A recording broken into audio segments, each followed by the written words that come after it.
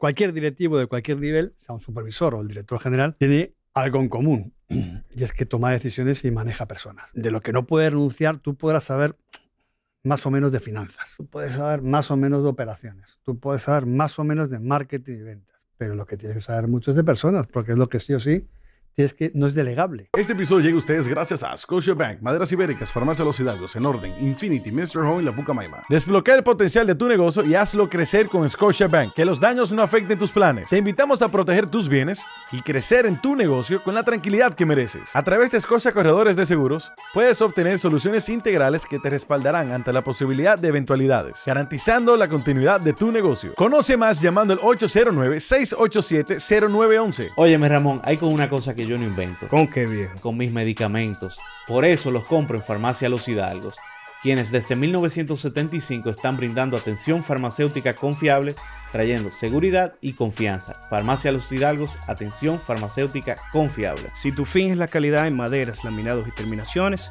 Fins es tu marca. Óyeme, Ramón, esos pisos de madera dan un feeling ideal. Así es, Javier, y déjame decirte que en su almacén local encontrarás una gran variedad de diseños para crear tu ambiente perfecto, y te ofrecen entregas locales y regionales para tu comodidad. Una vez más, si tu fin es la calidad, Fins es tu marca. Distribuido por Maderas Ibéricas. Síguelos en @maderasibéricas.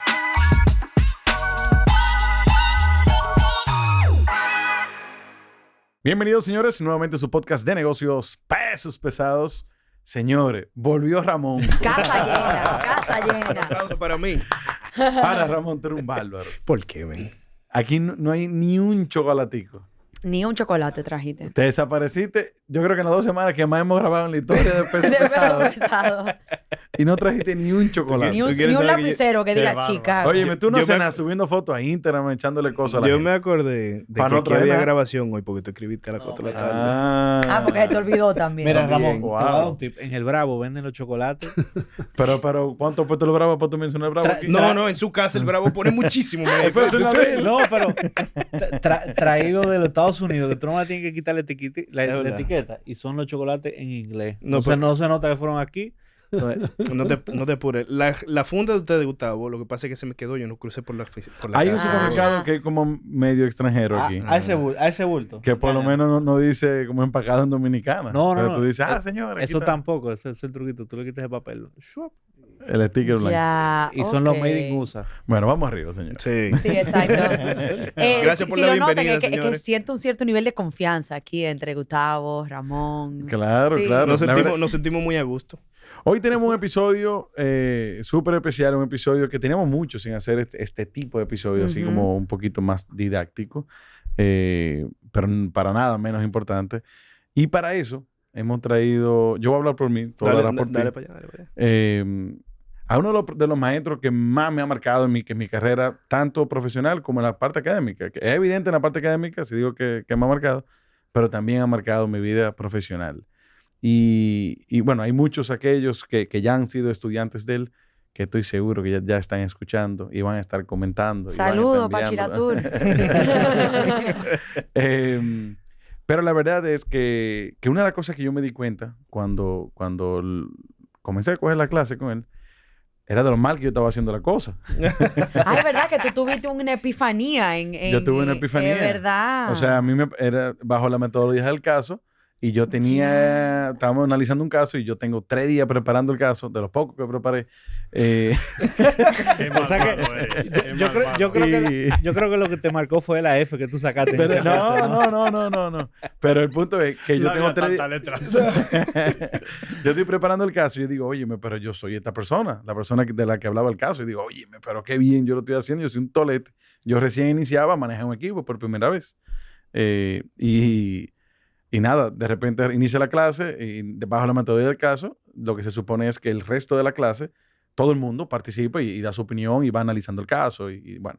Y funda. El punto es que hay 40 estudiantes y los 40 estudiantes están criticando a esta persona. Claro. Y Él digo, es responsable de tu epifanía Sí, él es de, él. wow, Yo creo que yo lo había mencionado. Sí. Y yo decía, oye, pero es que no puede ser. Entonces, Gustavo va a estar mejor hermano después de eso. bueno, Pobrecillo. el punto es, esta clase es de dirección de personas en la que estábamos sentados y eso fue de la primera clase, quizás la segunda, tercera clase. donde nosotros aprendimos a cómo manejar un equipo, cómo liderar bien hecho, cómo hacerlo bien hecho, ¿verdad? No sé, Ramón, ¿tú tuviste alguna experiencia antes de decir? No, sí, quién o es que sea, está aquí? tú lo dices y yo nada más estoy pensando en el hecho de que no es un asunto personal tuyo. Yo creo que todo el que cruzó por las manos de este profesor, que no estamos contando el nombre todavía, tuvo la oportunidad de alguna reflexión. Y el que pasó por ahí sabe Sabe muy bien de quién estamos hablando. se recuerda de las motivaciones, Sí. que ahí todo el mundo comienza a analizarse cuál soy yo. La intrínseca. Pues, bueno, para no darle mucho al área, aquí tenemos al director general del Instituto de Alta Dirección de Empresas, es decir, IDADE, el señor Pablo Ames, o profesor Pablo Ames. Bienvenido. Bienvenido, Muchas profesor. gracias, muchas gracias. Óiganle el acento, estoy importado, señor. Sí. Una vaina estoy de importado. fuera. No sé si ibaeño, no, Bueno, pero casi. casi. Casi, Cibeño. Bienvenido. Hoy es un auténtico placer estar con vosotros. Muchas gracias por esta invitación para estar en vuestra casa, porque tenía muchas ganas. Os oigo mucho. Es un grandísimo programa el que habéis sido capaz de hacer en tan poco tiempo. Y además, un placer estar con gente ya conocida y tan querida. Muchas gracias. Yo creo que ya por el acento saben de dónde es. Yo quisiera... ¿Argentino? Sí, seguro. Sí. Seguro. ¿Viste? Ahora, hemos tenido argentinos aquí, por cierto. Pero yo quisiéramos, antes de entrar ya a esa parte didáctica, saber con quién estamos hablando. Vimos el currículum, aquí tenemos como 17 máster, un licenciado, de todo. Académico. Pero lo podemos resumir en las escuelas y las universidades que he estado, en IES, en el PAD, en la IE, en IPADE, en la Universidad Complutense de Madrid, en INALDE, en IPADE, en la Universidad de Navarra y en Know-How Business College. O sea que, bueno, a nivel académico yo creo que tenemos buen background. ¿De dónde somos? Yo, es evidente que de España, pero ¿de qué parte de España? ¿Cómo fue esos inicios académicos y luego profesionales? ¿Y cómo llegamos a República Dominicana? Bueno, ¿tenemos tiempo? ¿Cuántas horas tenemos? Dele Aquí para hay allá, todo que aquí no hay, aquí no hay miedo. Hay rollo en la casa. Pues mira, yo nací en el 68, un 6 de mayo del 68, en la clínica Santa Elena en Madrid. En Madrid. O sea que ya ha llovido un poquito. Ujú. Y siempre he vivido en Madrid hasta hace 11 años. Ujú. Nada, una familia normal, tengo 3 hermanos más, somos 4. Quizá como una curiosidad, mi madre es andaluza, mi madre es del sur de España, mi padre es madrileño, aunque muy anclada la familia en Asturias. Ujú. Y un abuelo mío de Olot, que es una zona en Cataluña muy independentista. Ahí tienen que estar los españoles escuchando. Sí, sí. eso. Bueno, ahí está pero un este- amigo mío, Carlos Guillén, que... Bueno, pues nada, yo ahí, mi familia por parte de padre es donde yo más he estado con ellos, porque todos mis primos eran más de mi edad, por parte, yo soy el pequeño de los Ames. Ujú. Entonces los Rodríguez, pues eran más de mi edad y pasaba mucho tiempo en Sevilla, sobre todo pasaba mucho tiempo con mis primos, los Miguel, en Semana Santa, disfrutando de la Semana Santa en Sevilla, que es de las grandes maravillas que hay, que os recomiendo cuando podáis pasar por ahí. Y después, una semana después, la feria de Sevilla, o sea que uno puede empalmar. Ya hablamos de que vamos a hacer la listica. No sé. Tour Ames. Exacto, no lo sabían, pero esto es una clase de viajes también. Y mi madre, mi familia, mi abuelo tenía, hace mucho tiempo mi bisabuelo, perdón, tenía un cortijo. Es muy típico allí tener cortijos, tenía ganadería y tenía sobre todo olivos. Pasó a mi abuelo las fincas de olivos y de ahí ya la tercera generación murió todo. Se vendió Ya. pues, por cheles, porque fue los 80 cuando España entró en la Comunidad Económica Europea y, en fin, el tema de olivos había restricciones y la tercera generación no llegó, no nos llegó a los demás. Cayó en la estadística. Y nada, luego estudié en un colegio, el Liceo Anglo-Español, en la calle Serrano, en Madrid, Serrano, esquina Tormes. Ahora ya no existe el colegio, en fin, la vida, ¿no? Ya desde paso por ahí ya no está el colegio. Como muchos concertados, colegios privados que había por ahí, pues desaparecieron. Antes estudié en el FEN, en primero de GB, que es donde estudiaban, ustedes no lo saben, pero pueden meterse luego por internet, un grupo que en Madrid es muy importante, que se llama Los Secretos. Ujú. ¿No habéis oído hablar de Los Secretos? No, Eso lo es que siento. una secta, una fraternidad. No, no. Diantre, una Eso es co- secta. Pero eso- cuando eso- subías- eso es como los masones. No, quita. Pues usted se está yendo como muy profundo. Quita. No, estos, Cuando tú veas a Madrid a un bar y pongan una música y de repente todo el mundo empieza a cantarla, son Los Secretos. Ah. Es Ya. un grupo de pop muy emblemático allí. Bueno, pues allí pasé del FEN al LAE y luego ya pues a la universidad, ¿no? Y me metí en sociología.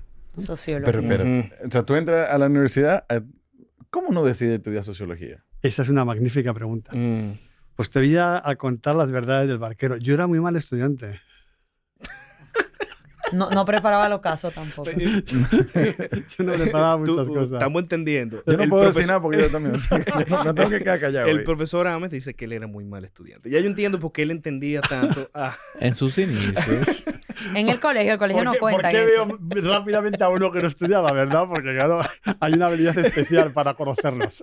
Pero yo quiero saber cómo uno decide estudiar sociología o es que lo deciden por uno. Sí. Porque a mí nunca me... Bueno, No, yo nunca hubiese mirado. no, por ahí. realmente la sociología no es muy... Por lo menos en República Dominicana. Te tiene que gustar ser la sincero. gente. Vamos a empezar por ahí. Aquí quizás lo dan en la UAS o algo así, ¿no? Pero no debe ser una carrera muy... Pero yo me metí de concurrida. rebote. Yo no quería hacer sociología.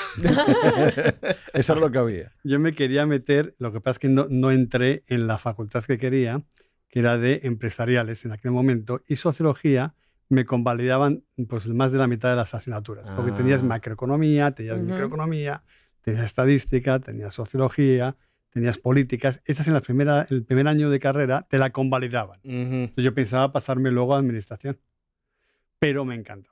ujú. Ajá. La carrera me encanta. Se Sociología Entonces tiene ahí que tuve ser una muy linda. epifanía, además tuve una cierta conversión en muchos sentidos y empecé a estudiar. Ujú. De verdad, me Y puse la empecé a gana. estudiar de verdad. La carrera en aquella época era de 5 años, ahora ya las carreras han ido cambiando a 4 años y tal, ¿no? Y yo lo que hice fue, digo, voy a acabarla en 4 años, voy a acabarla antes. Y nada, empecé a disfrutar, ¿no? Es una carrera que me gustó mucho, a pesar de que es una carrera en España que está muy enfocada, siempre lo digo de broma, pero es verdad, a formar las vanguardias intelectuales de la revolución del proletariado. No sé si conocéis a Pablo Iglesias en España, ¿no? Sí, claro. Ajá. Bueno, pues ahí es profesor de allí, ¿no? Ah. Entonces, yo me acuerdo que mi primer choque con ellos, con el marxismo, ¿no? Era que discutía con gente que estaba muy versada, mucho más que yo. Yo la verdad es que llegaba ahí, tenía poca idea de cosas. Pero me acuerdo que había una especie de tremenda cerrazón con los empresarios. Es que el empresario, por el hecho de serlo, es el diablo, ¿no? Yo no entendía. Yo digo, oye, vamos a ver, habrá de todo, ¿no? O sea, habrá empresarios malos, buenos, como habrá albañiles buenos y malos, y como habrá, en fin, como Ujú. todo en botica, ¿no? Ujú. Por lo menos la experiencia de uno es esa, ¿no? De que la gente, es más, ni siquiera hay gente buena y mala, sino que en todos nosotros, pues hacemos cosas bien y cosas no tan bien, ¿no? O sea, uno cuando se mira un poco para adentro se da cuenta de que no todo lo que hace está bien, ¿no? Pero me gusta porque va muy alineado a pesos pesados. O sea, Ujú. incluso una de las razones por las que nosotros existimos es por eso, porque para resaltar el buen trabajo de los empresarios que empresarios, marcan la diferencia. Porque muchos también tienen Así esa es. percepción marxista de simplemente por el hecho de serlo. Es el problema de pensar en términos de colectivos, ¿no? Ujú. Cuando colectivizas a la gente, lo que más pierdes, que para mí es una cosa, por lo menos que le he dado mucha reflexión últimamente, es que te pierdes gente muy buena. Te pierdes la capacidad de conectar con la persona. Cuando es un colectivo, pues, mira, este señor es un colectivo, ¿no? Pues no, ya le veo como clasificado, tengo un prejuicio y entonces muchas veces me impide ese prejuicio poder conocerle y poder aprender muchísimo, ¿no? Te pierdes mucha gente que luego puede ser muy amiga tuya. Ujú. Tengo un amigo, que no voy a decir el nombre, que he mencionado antes a alguien, pero que para mí es un amigo reciente, que tiene una posición ideológica y en España es muy independentista. Yo nunca pensaría que sería muy amigo independentista. Pues es un tipo que quiero mucho. Es decir, que he podido conocerlo y digo, oye, qué tipo tan magnífico, ¿no? Y así mucha gente. Es decir, pero lo que luego fui descubriendo es que quien genera realmente riqueza económica, valor económico, son los empresarios. Ujú. Sí. Y por lo tanto, me puse en otras posiciones en las que me di cuenta que hay que defender, y por eso este programa creo que es muy acertado, y hay que defender y apoyar a los empresarios. Primero porque es un oficio complejo. Manejar el riesgo es algo que a mucha gente le repugna, pero bueno, pues genera productos, servicios que son muy necesarios a la sociedad, que hacen que las sociedades se desarrollen, genera puestos de trabajo, etcétera, etcétera, etcétera. Y además, cuanto más empresarios, mejor. Es decir, para mí hay dos enemigos del empresario, que es, por un lado, ese colectivizarlo y verlo como un enemigo y, por tanto, intentar estatalizar cosas, etcétera. Y, por otro lado, me parece peligroso cuando no hay un mercado muy libre y se generan oligopolios, se generan oligarcas. Ujú. Creo que a un lado y a otro esto perjudica al sistema, ¿no? Y en la medida en la que haya más jugadores y la gente intente aportar y tenga esa visión de propósito, creo que hacemos país y hacemos cosas importantes por los ciudadanos, ¿no? Y ahora, ¿cómo logramos ese balance? Bueno, Porque que yo creo que es lo importante, un chin de uno, un chin del otro y que todo el mundo esté contento. Tú sabes Yo creo que a esa mí es la me- pregunta eterna de la vida. A mí me viene mucho a la cabeza precisamente en esta conversación. Una de las cosas que me motivaron a mí a tomar la decisión de cuál colegio elegir para mí. Yo vengo de una formación Montessori en primaria y ahí llevaba yo a mi hijo mayor hasta ahora, que como me he mudado a Santiago, ya no, pero bueno.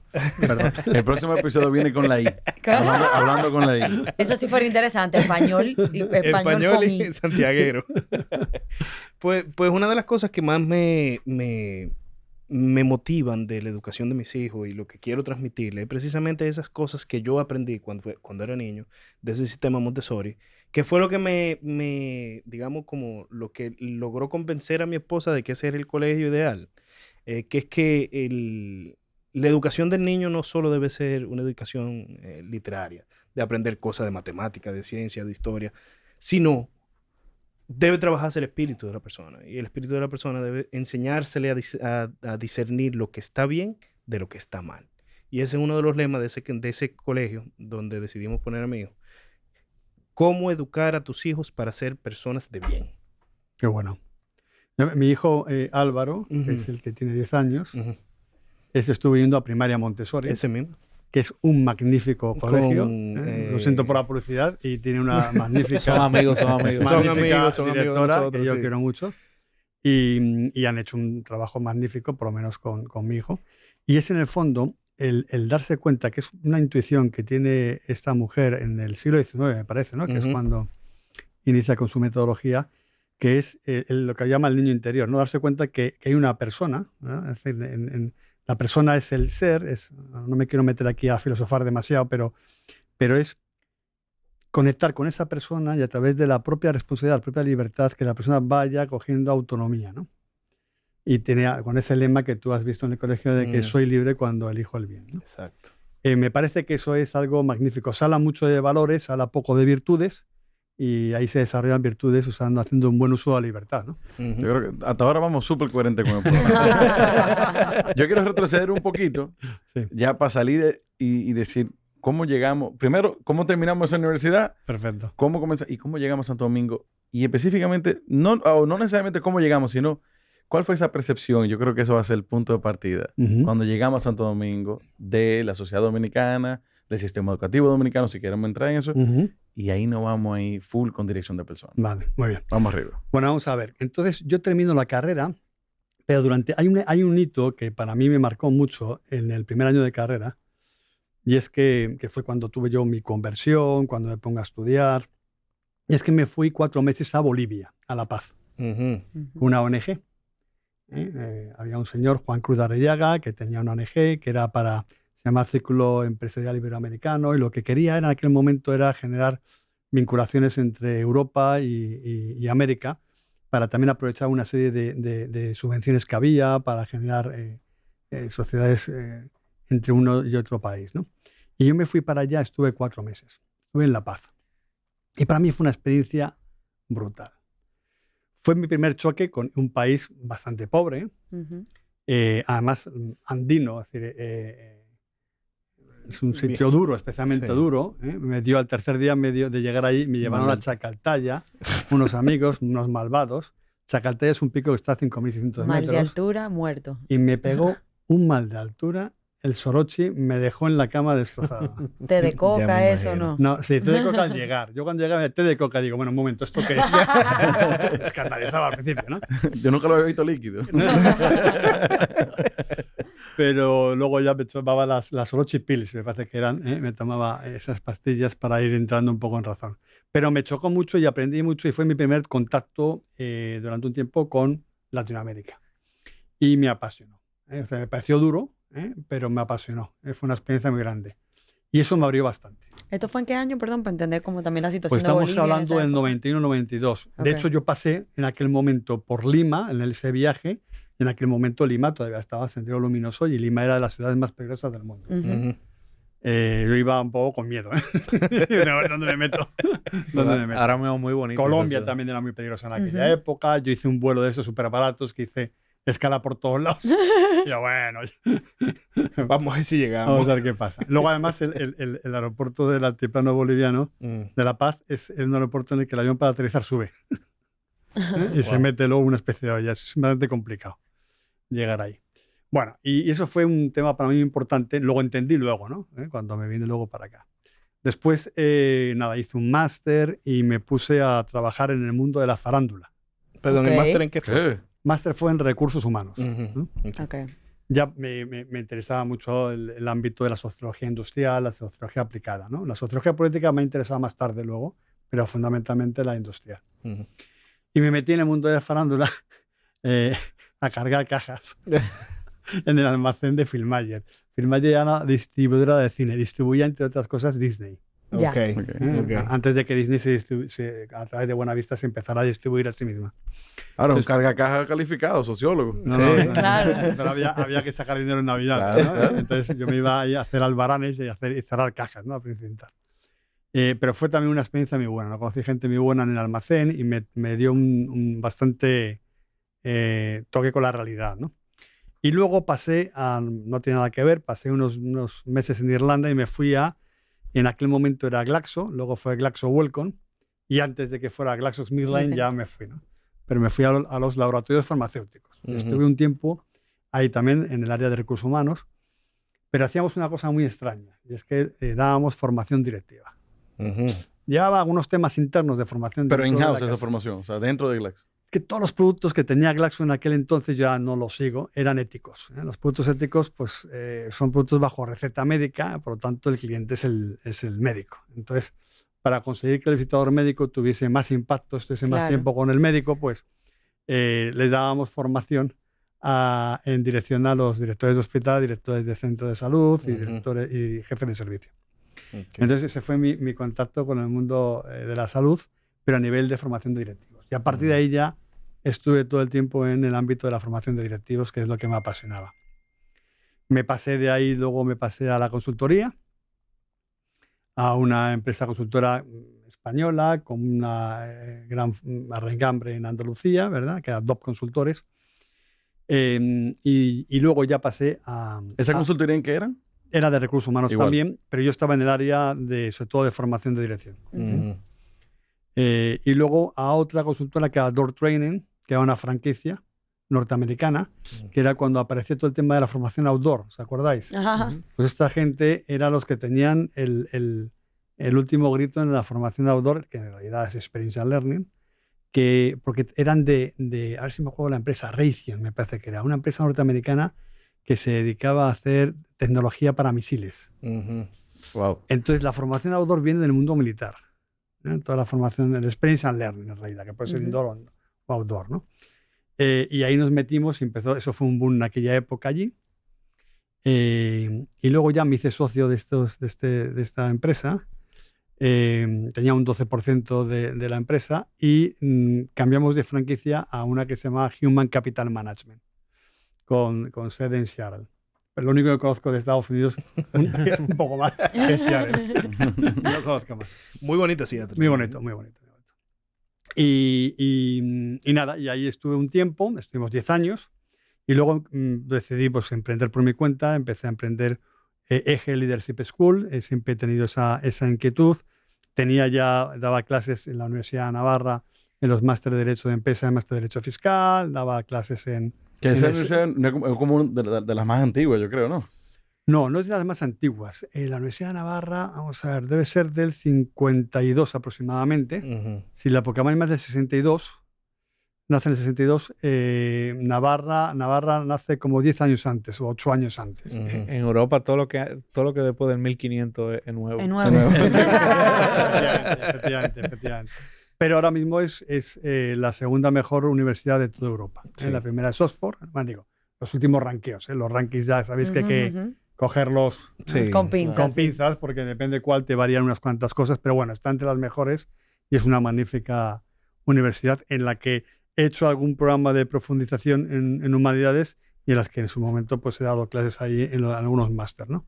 Y he disfrutado muchísimo y además tengo grandes amigos ahí y es una maravilla el nivel y el cariño con que se dedican a la docencia, ¿no?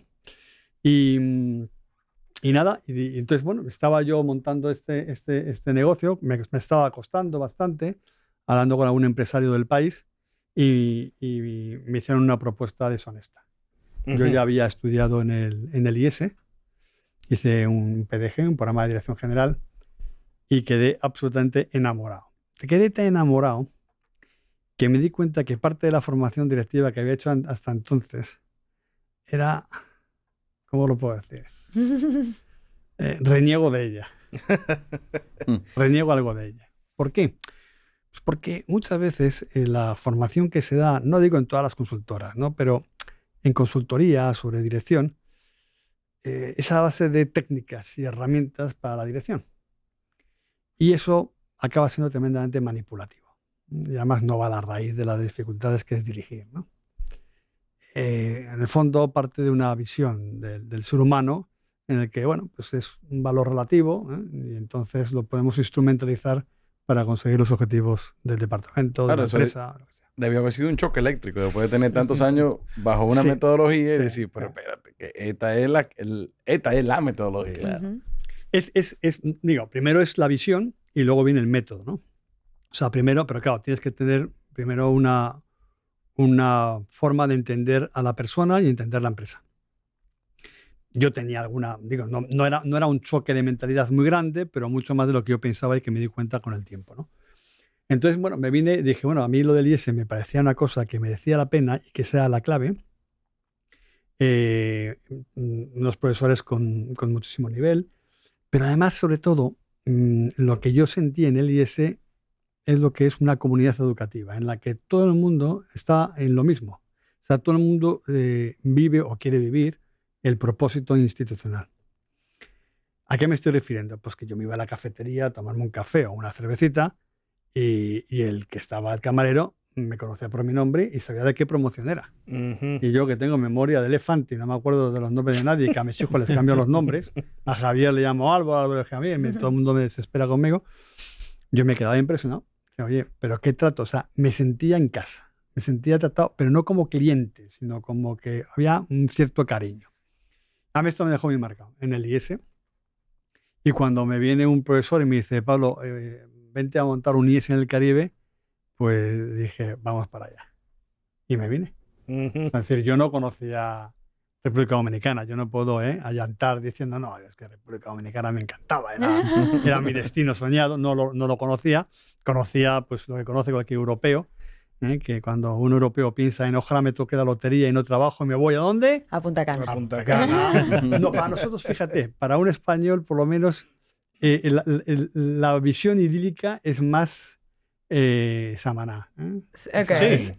Esto es Playa Bonita, Cosón, toda esa zona así Más desértica, rústica. ese macizo verde, esa arena, ese mar, esos cocoteros curvados como bebiendo agua del mar, eso para un europeo es, Dios mío, ¿no? Pero se le hizo agua a la boca. Total. Él llegó por el proyecto y se quedó por terreno. No, bueno, no solamente por eso, conocí a mi mujer. Ah, No la podía dejar fuera. Entonces, no, ya va, me está no, yo lo viendo, estaba o sea. dejando, que es lo que le iba a decir. El otro día hablamos de papi punto. Esos son papi Esos punto. son Esos son papi puntos, exacto. Y me tengo que ganar mucho, porque esto de la mudanza esto es tremendo.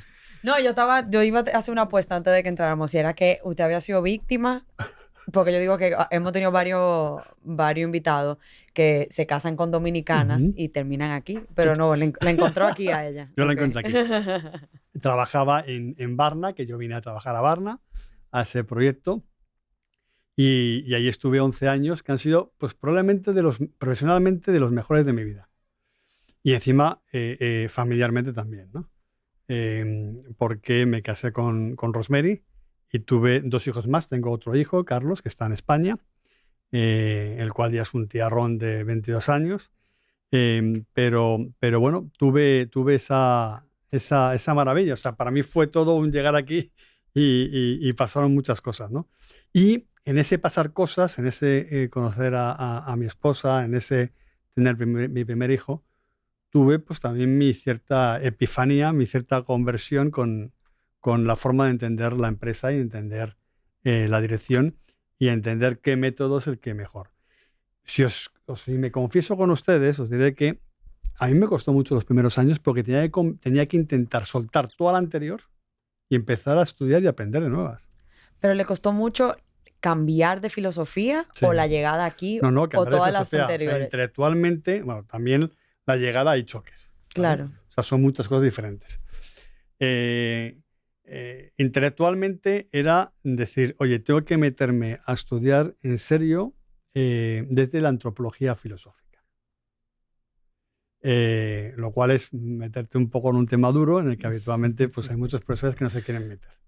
Les es más fácil una aproximación desde la psicología o desde la sociología, que es la que ya da, ¿no? Pero me di cuenta que tenía que meterme por ahí. O sea, no era un tema de que la idiosincrasia del dominicano. También, espérate. Es una la otra es, hombre, que este es un país maravillosamente caótico. Sí. Sí. Mira Entonces, qué buena manera de escribirlo.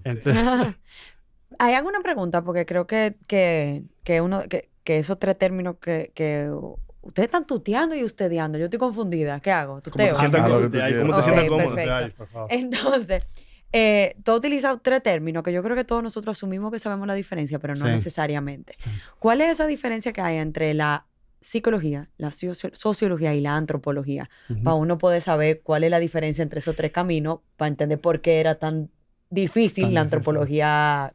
¿Qué fue? De antropología Filosófica. filosófica. Bueno, son disciplinas diferentes que tienen, abarcan ámbitos del conocimiento diferentes, aunque todos giran alrededor del hombre. Ujú. Entonces, la filosofía, como disciplina académica, en todos los ámbitos es la que tiene más alcance, Ok. ¿vale? Que es un estudio sistemático de la realidad, Ujú. ordenado y sistemático. Ya sea de la física, de las ciencias de la naturaleza, ya sea de la metafísica, que estudia el ser en cuanto ser, el ente en cuanto al ente, la ética, etc. Y la antropología es parte, hay antropología filosófica, que es la filosofía estudiando al hombre, al ser humano. Si imaginamos que es una empresa, el organigrama de una empresa, a nivel académico, la filosofía, la antropología filosófica a la hora de estudiar al hombre es el director general. Ok. Y luego la psicología, la medicina, la economía, el derecho, etcétera, son los directores De los de departamentos. áreas funcionales. ¿Te Porque está gustando, verdad? Oye, ya. Ya arrancamos. Encroché. por eso me tenía que meter por ahí, porque había que tener una visión de mayor alcance. Lo lógico es que luego las diferentes humanidades dialoguen entre ellas. ¿Por qué? Porque desde la psicología puedo meterme en profundidades que a lo mejor desde la filosofía no llego, entre otras cosas porque es más empírica. Ujú. ¿Vale? Igual que me pasa con la economía, igual me pasa con el derecho, etcétera, etcétera, etcétera, ¿no? Pero lo que fundamenta el derecho es la filosofía, ¿eh? Es previa. Por eso decía un profesor que yo quería mucho, me decía, cualquier libro que hablemos de dirección de empresas debe tener un prólogo. Ese prólogo tiene que fundamentar todo lo que va a contar. Y la fundamentación es antropológica. Y ese prólogo tiene que ser mucho más de la mitad del libro. Porque el otro es más fácil. O sea, una vez que ya tengo claro la fundamentación, si ya hablo ahora ya de estrategia, si ahora ya hablo de sistemas formales de gestión, si ahora hablo del sistema formal, si hablo de los estilos de dirección, si hablo de la misión, propósito, si hablo... Es decir, es fácil ya, ¿no? Ujú. Pero entender, por ejemplo, qué es el propósito o la misión de una empresa, que muchas veces se definen mal, se define muy bien desde la antropología. Ya. Porque es el que te dice, oye, todo propósito, toda misión es un para qué, y todo para qué siempre es un para quién. Ujú. Entonces, ¿qué es? Pues, ¿quién es tu cliente? ¿Quién No es el sé. que pones en el centro? No sé, Póngale no sé a si te Patty entendiste. ahí, un meme fundiéndole la cabeza. Sí, no, Por sé, favor. no sé si... Póngale eso a Patty. Más respeto. Óyeme, que el profesor no salga y que salga la cara de Patty escuchándolo. no Más sé si te respeto, fuiste- porque yo lo que estoy es... No sé si te fuiste a octubre de 2016, como me fui yo ahora mismo. Aquí no hay respeto, Diana. Son malvados, yo ¿Eh? te defiendo, son malvados. Bueno. Esos son muy malvados. Imagínate en clase. Pero fueron muy buenos alumnos los dos, hay que reconocer. Ujú. Hay que reconocer, hay que reconocer. Ujú. Volvemos a Santo Domingo. Estamos en Santo Domingo. Estamos en una etapa de evaluación bien compleja. Sí, sí, Eh, sí. Porque la verdad que el dominicano saca cualquiera de la casilla. Pues somos atípicos, yo creo, en muchas cosas. Y especial y maravillosamente... Eso me gustó, ¿sabes? Caóticos. Maravillosamente caótico. Ujú. Eso parece un comercial de unos Sí, pañales. que así decía, mismo. La vida de padres, hermosamente caótica. Tú te las sabes todas. Malvado. Cuando arrancamos en Barna, comenzamos a tener mucho roce con empresarios, con estudiantes que son Ujú. profesionales, Ujú. que están laborando. ¿Cuáles fueron esos primeros rasgos que vimos en la práctica como usual, digamos, del dominicano, que sí Ujú. nos llamó la atención y conociéndolo, yo sé que usted lo estudió? Ujú. ¿Cuáles fueron quizás esos rasgos que usted dijo, óyeme, Aquí hay algo. aquí hay algo diferente? Mira, es una pregunta magnífica y ojalá tenga contacto con alguien que se quiera dedicar recientemente a escribir sobre la dominicanidad. Creo que además es importante en el contexto histórico actual. Pues mira, claro, lo bueno del extranjero es que tú las cosas las aprecias por contraste, ¿no? Ujú. Luego estás metido en el agua no sabes a qué temperatura tiene hasta que no sales y te metes en otra. Y entonces, por contraste, te das cuenta. Pues mira, ¿qué me enamoró a mí de la dominicanidad?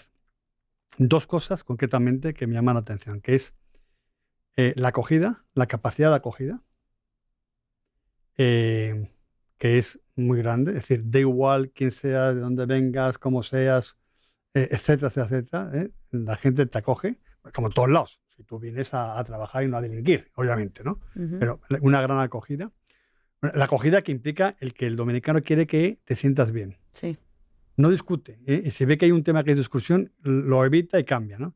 Es un contraste con España. En España nos encanta discutir. Hasta la saciedad, ¿no? Que a veces es interesante, pero a veces se hace un poco pesado. Por eso tenemos fama de atravesados, ¿no? Porque somos como muy directos y nos gusta posicionarnos, ¿no? Es decir, como... no está mal tampoco. El problema son cuando se radicalizan las cosas, ¿no? Pero no está mal. Es decir, nuestro interés es... Quiero dejar claro qué pienso sobre un punto. Por un tema de honestidad, ¿no? Es decir, aquí lo que pasa es que esto lleva muchas veces permanentemente a la confrontación, ¿no? Las dos Españas, en fin, todo esto que ya se oye mucho, ¿no? Pero el dominicano acoger.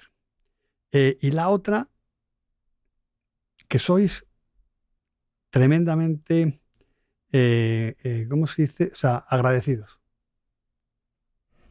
Mm. Es decir, el dominicano, si te ve que tú de manera auténtica quieres hacer algo, aportas algo o tal, oye, lo agradece mucho. Y a mí me llama mucho la atención. ¿Por qué?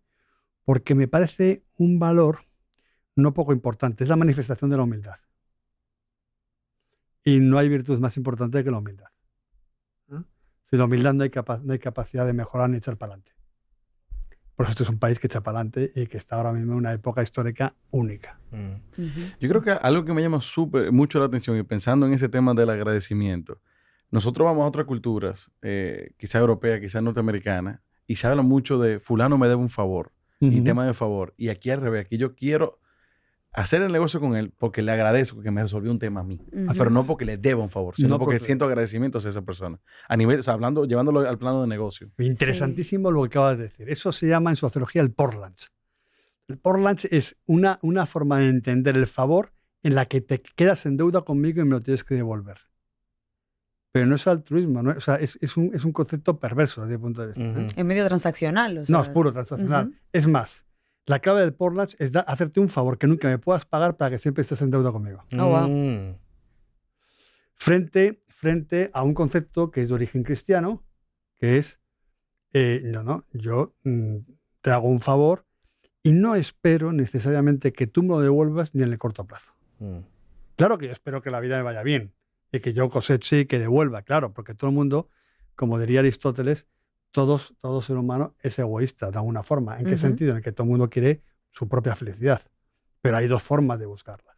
Una en la que busca permanentemente la transacción o el regate a corto plazo, y otros en el que dice, bueno, te hago un favor, oye, pero porque te lo quiero hacer, no espero que me lo devuelvas. Ujú.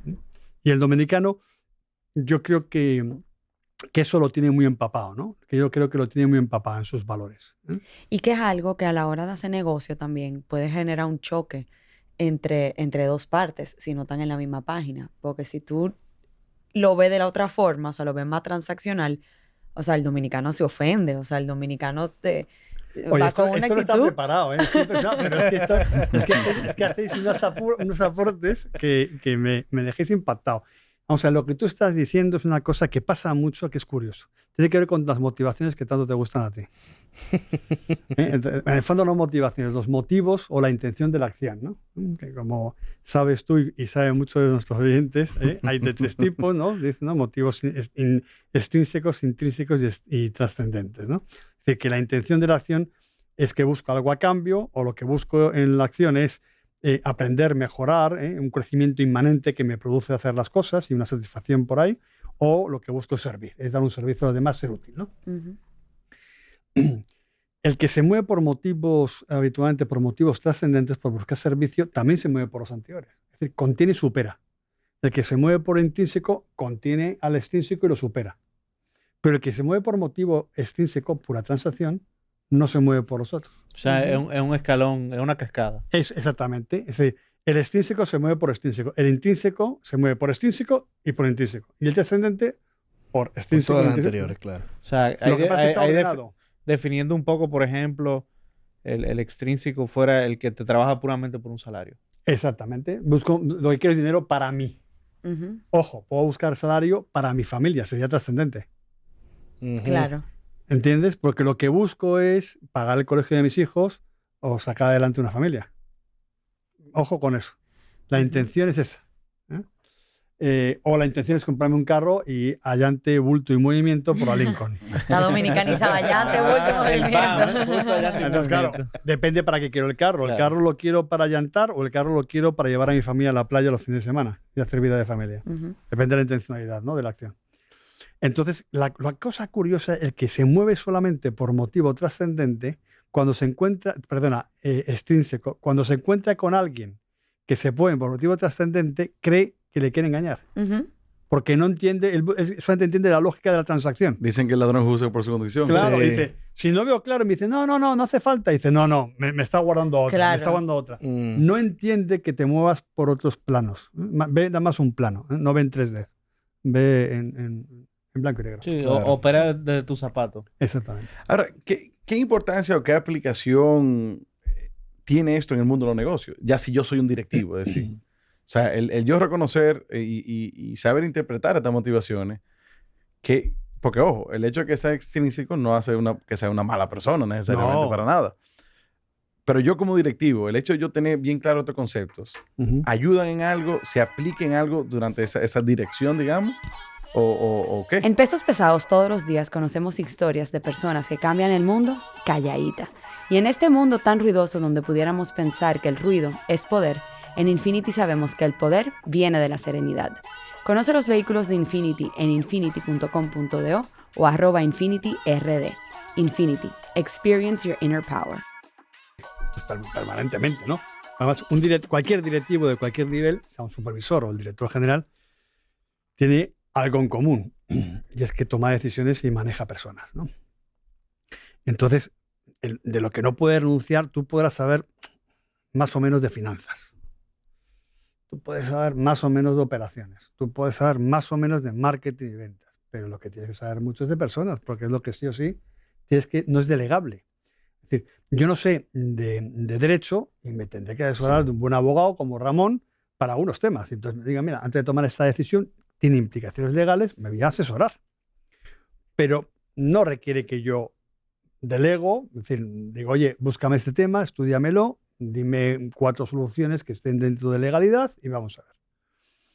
Yo no puedo decir, oye, maneja mi equipo directivo, que no se me da muy bien y luego me lo das y luego... No, tengo que hacerlo yo. No puedo renunciar a eso, no puedo... Claro. Entonces, si se le pide al ebanista que sepa de maderas, que es lo mínimo, pues al directivo tiene que saber de personas. Claro. Entonces, saber cómo funciona el comportamiento humano, pues tiene que conocerlo. Y el comportamiento humano, pues las famosas motivaciones, pues tienen motivos y motivaciones. Motivación racional, motivación espontánea y los 3 motivos que habla. Pero bueno, eso es un poco la terminología que utiliza sobre todo Juan Antonio Pérez López, que fue uno de los fundadores del IS y un magnífico profesor y que hizo una tesis doctoral en Harvard que no se la entendían allí, porque él hace una antropología analítica, no filosófica, parte de la teoría de sistemas, para entrar a hablar de las personas y de la organización con profundidad y con mucho rigor. Es muy importante. De hecho, esto de las motivaciones, en el fondo es mucha demanda porque mi socia Patricia, que es socia mía ahí en IDADE, y yo pues tenemos mucho tiempo hablando con directivos en el país y empresarios, y hay siempre una necesidad no resuelta, ¿no? Y es, oye, Pablo, es que me cuesta mucho tener un equipo directivo bien formado y cuando lo formas se te va, oye, esto es tal. Dice, bueno, pues es que para que no se te vaya, pues hay que saber manejar este tipo de cosas, ¿no? Primero, el que se va a ir porque es libre. Con lo cual también relájate porque la libertad es buena, ¿eh? La libertad es muy buena. Eso es bueno que lo escuche mucha gente que cree que contratando está comprando a la persona. No, y nada que ver. Oye, es como si a mí me dice, yo me traje a Pablo a la isla, digo, me traje yo, o sea, a mí no me trajo nadie. Sí. O sea, una propuesta, yo vine, pues soy libre, ¿eh? O sea, no tengo mentalidad de esclavo. No, y ese comentario me gusta porque eso se encaja también con la forma en ver, por ejemplo, el favor que estábamos hablando ahorita. O sea, yo me he topado con líderes en empresas que me llama mucho la atención, que cuando alguien les renuncia es como que, pero ¿y todas las oportunidades que yo le di? Sí, como una traición. Sí, pero, como una traición. ajá, como una traición. Una traición. Y es como, no, o sea, ya cumplió su ciclo y le toca moverse. Pero ni cuesta. siquiera- Incluso a veces hasta generacionalmente. Mira, Puede ser por muchas otras cosas, no tiene que ser porque cumplió un ciclo. Puede ser que tiene una situación personal o simplemente no se siente a gusto con Ramón, su porque me elección. da la gana. Porque Exacto. me da la gana. Es decir, es que no tengo por qué dar explicaciones. Exacto. Sin embargo, cuando uno se quilla por eso, como directivo, como Ok. empresario, lo que hay de fondo es que no hay una buena rectitud de intención. No hay rectitud de intención a la hora de tratar a la gente. Es pensar que la gente me debe algo, que la gente tiene que estar conmigo, que los tengo en propiedad de alguna manera. Es una piedra de toque. Aquí todos los empresarios, si a uno esto le molesta demasiado, oye, háztelo mirar, porque tienes una mala relación con los recursos, que no lo son, sino que son personas libres y que hay que tratar con el máximo de dignidad. Y luego, cuando hablas de esto, dices, pues es que si la empresa no tiene un propósito o un alcance más allá de los dividendos que vas a recibir, pues estás en una lógica de transacción y la gente aprende. Entonces, si la gente dice, mi jefe, el empresario para el que trabajo, solamente trabaja porque quiere enriquecerse. No le importa el cliente, no le importa el suplidor, no le importa la sociedad, solamente es su cuenta de resultados. Pues yo también quiero lo mismo. Claro. Claro. Cuando se vuelve transaccional, tú te vas al mejor postor. Claro. Entonces no te quejes de que yo vaya donde me paguen más. Y eso es interesante porque hay muchas empresas que se enfocan mucho en costos, en reducir costos, en aumentar esa rentabilidad. Pero yo estoy seguro que hay un montón de estudios que dicen lo contrario, de que apostar a los colaboradores, a la persona, el apostar en desarrollarlo, en darle beneficio, que no solamente económico, tiene que tener, en mi experiencia sí lo tiene, un gran resultado positivo, incluso en la rentabilidad.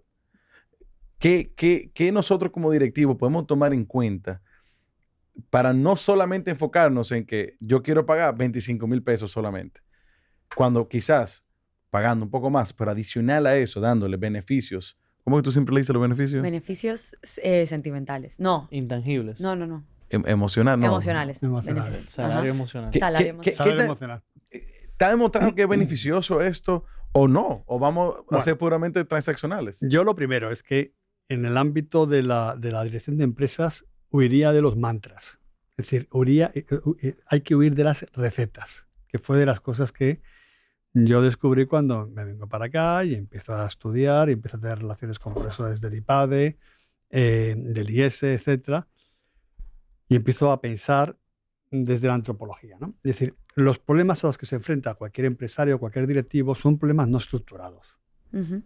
Son problemas contingentes. Entonces, no estás en el ámbito de lo universal necesario, es decir, no estás en el ámbito de las ciencias positivas, en las que un bolígrafo, si lo suelto, va al piso. ¿Por qué? Porque lo necesario es la ley que hay de atracción de las masas y se puede calcular cómo pasa la energía potencial, la energía cinética hasta que llega al suelo. En fin. Cuando hablamos de dirigir empresas, los problemas no son estructurados. ¿Y eso qué quiere decir? Pues que hay que estudiar cada problema, cada oportunidad y ver qué es lo que conviene en cada situación. Por tanto, los a priori no. Sí que hay como a priori criterios que nos van a ayudar a evaluar alternativas, ¿no?, a las soluciones. Eso sí que son los universales, digamos, ¿no? Esos criterios son valores. Y el primer criterio que va en la dirección que tú dices, Gustavo, es la dignidad humana. Que esto, por cierto, es un tema que conviene mirar sin ningún tipo de complejo, que viene en la doctrina social de la Iglesia. Ujú. En la Rerum Novarum, ya del Papa León XIII, en el siglo XIX, y luego posteriores encíclicas hasta la Centésimos Annus de Juan Pablo II, que dan pautas tremendamente maravillosas para dirigir exitosamente. Evidentemente, cuando uno ve, se dice, oye, pero no me da recetas. No te va a dar libertad. Libertad. Ahora, lo que sí te dice es, primero, dignidad humana. El ser humano es digno. Es decir, como es un ser personal, es intocable. No es un valor relativo y, por tanto, no es instrumentalizable o manipulable. Desde el momento de la concepción hasta la muerte natural, una persona hay que tratarla con cariño. Segundo, bien común, que va unido. Hagamos políticas públicas, privadas, dirigimos empresas pensando en el bien común. Es decir, no cogiendo ningún tipo de acción que para que beneficie a unos perjudique a otros. Es decir, no es el interés general o el interés de una mayoría o una minoría, sino buscar de manera creativa, no es fácil, el bien común. La siguiente, principio de subsidiariedad. Principio de subsidiariedad. ¿Y qué es? Pues una cosa que se aplica se puede aplicar para políticas públicas, pero para dirigir empresas. En la empresa le llamamos empowerment. Empoderamiento. Es decir, oye, no hagas tú lo que pueda hacer tu gente. ¿Por qué? Porque como en el método Montessori, lo que tienes que hacer es desarrollar la libertad, la autonomía de la gente. Entonces, ayuda a que la gente tenga autonomía. El crecimiento de un colaborador es que tenga más capacidad de acción.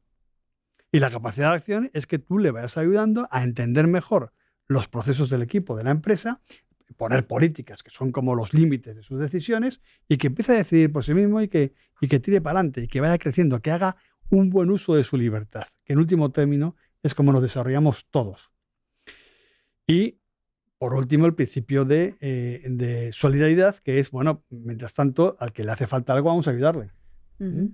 Mientras tanto, ¿no? Pues no le sustituyas, pero en el corto plazo mejor hay que ayudarle porque tiene alguna dificultad y entonces también se puede hacer eso a nivel de políticas públicas o de dirección de empresas. ¿Hay alguna pregunta? Porque eso me suena, o sea, sumamente alineado como con lo que todos pensaríamos que es una buena política de manejo de gente en general. Ujú.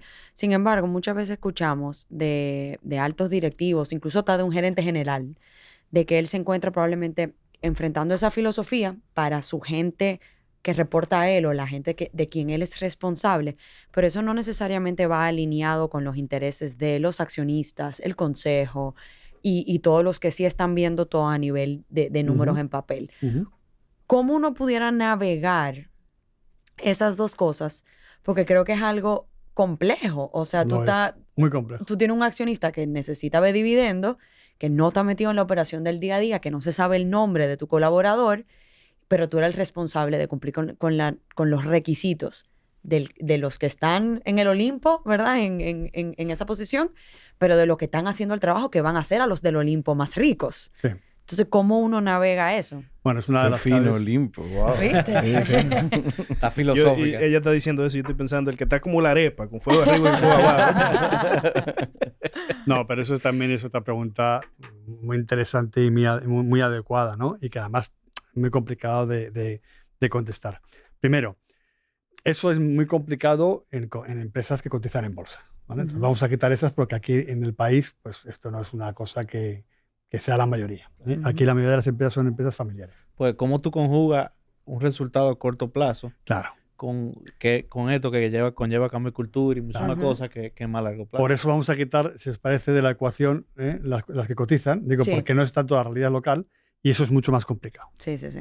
Porque cada Q tienen que dar respuesta y tienen que dar dividendos y eso hace que los hombres de vértice de las organizaciones estén focalizados a corto plazo y a lo mejor hipotecando eficacias futuras. Ujú. Es una mentalidad del tipo de accionista. O sea, hay que generar una cultura de accionista que busque una rentabilidad más a largo plazo y no al corto plazo. Sí, ¿vale? que ahí lo que asegura tu permanencia es el precio de la acción y el Claro. precio de la acción son los resultados Claro. trimestrales. Sí. Pero me encanta que sea a largo plazo, Sí, porque claro. tenemos que encontrar un método que sea sostenible. Sí. Ujú. Y si es sacándole el jugo al Claro. colaborador, eso está demostrado que no es Pero sostenible. No justamente esto que funciona. plantea Pati y Javi es justamente la gran problemática de la ética. Es conjugar el corto, el medio y el largo plazo. Corto, medio y largo plazo. Esa es la clave. Había un profesor mío, un profesor del IS, que yo tengo mucho cariño, que es del área de toma de decisiones, que es Miguel Ángel Ariño, que él explicaba muy bien esto. Entonces él decía, bueno, yo esto lo explico mucho en las clases, o sea, que los que me han oído me oyen muchas veces, ya me repito más que el abuelo Cebolleta. Pero hay cosas que yo creo que son buenas repetirlas porque además son claras y se ven muy bien, ¿no? Y es que si Patti llega ahora mañana a mi concesionario, yo tengo una empresa, no, yo soy un vendedor de una empresa de carros y Patti acaba de tener el 7º hijo y va a cambiar No. el carro, y va a cambiar el carro, y va a cambiar el carro. Pero podrán pasar muchas cosas, pero eso no. Bueno, tienes 2 por ahora, tienes 2. Eh, Entonces, va a comprar un carro que sea adecuado para la familia que tiene, porque es una mujer que apuesta mucho por la familia, la vida un familiar. autobús escolar. y les ¿no? Un gusta- autobús escolar. Y les gusta irse, y te gusta irte a la playa con la familia. Bueno, entonces vienes al concesionario. Y sin embargo, por mi lado, yo soy un vendedor que mi jefe me ha dicho que si vendo un Mini Coupé que tengo en el showroom, pues me da un 20% de comisión. Entonces yo hablo contigo, tú tienes una necesidad real, sentida. Es una necesidad real. Ujú. Y sentida, pues, la tienes clara. Entonces yo llego y empiezo a hablar contigo y te digo, oye, pero tú eres una directiva, madre de familia, 8, 7 hijos, tal. Entonces yo empiezo a seducirte, que es a través de allantarte, a darte coba, a decirte que eres una mujer maravillosa, que tal, y que no tienes tiempo para ti, porque tú lo vales. Tú puedes y te lo Y mereces. tú te lo mereces. Y tú es verdad, caray, por no decir otra cosa. Y al final te vendo el Coupé. Y dices, ¿yo he sido eficaz como vendedor? No. ¿Cómo que no? Eficaz, sí, le vendió Ah, algo bueno, que nadie claro. vendía. Claro, Mi como jefe, está vendedor, conmigo, sí. mi jefe está encantado Por conmigo. supuesto. Digo, este tipo es un monstruo, esto es un verdugo, mira lo que me ha hecho el tipo. Me ha sacado el carro de aquí y yo, 20%, yo soy un monstruo. He sido eficaz, que es lo que se pide. En las empresas se piden que seamos eficaces. Hoy, no mañana. No dejes para mañana las eficacias que puedas tener hoy. Entonces, esto es algo perfecto. ¿Es la única consecuencia de la acción? No. No. Hay más consecuencias. ¿Cómo queda la relación entre tú y yo después de esa interacción? ¿Tú confías más en mí o confías en mí? Menos, obvio. No te has llevado lo que te hacía falta, vas a llegar a casa y te van a echar un boche. En fin, me han vendido, como decimos en España, me ha vendido la moto el tipo. O sea, me ha vendido cualquier cosa. Buen vendedor, mal asesor. Claro. Ujú. Que es un poco el concepto que tenemos todos, ¿eh? Porque nadie quiere que no nos gusta que nos vendan, pero nos encanta comprar. Ujú. Curioso. Entonces, la relación ha empeorado. ¿Hay más probabilidades después de nuestra interacción, Patti, que tú vengas al servicio postventa de mi empresa o no? No, o sea, mi consumer lifetime value ahí va a ser muchísimo menor. Mucho menos. Que a ti, Gustavo, tú me hiciste un cuento una vez de una gente que fue a buscar un vehículo, ya era una persona de edad. Obviamente, pensando que Gustavo el vendedor le dice que quiere comprar, que no, quiero este vehículo, un sedán pequeño. No, señor, usted le conviene este más grande, usted se sienta atrás, le es más fácil pararse. Y obviamente un vendedor tratando de vender un vehículo más caro, como Claro. lo ve, No, me voy por el chiquito. ¿Y a lo cuánto tiempo? Uf, ya me acuerdo del caso. ¿Y a lo cuánto tiempo un, vino a buscar? un gran empresario esa persona. Sí. Un gran empresario. Sí, sí, sí. No, yo tuve un temazo con la familia. Le dije, bueno, él compró ese de ese tamaño y yo le dije que ese no era su carro.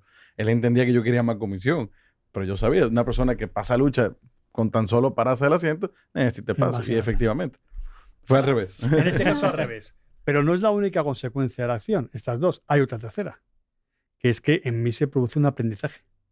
Y es de dos tipos. Un aprendizaje operativo, ya sé, tengo más experiencia en vender carros, en hacer el papeleo que hay que hacer para hacer el trámite, la matrícula, el seguro, el no sé qué.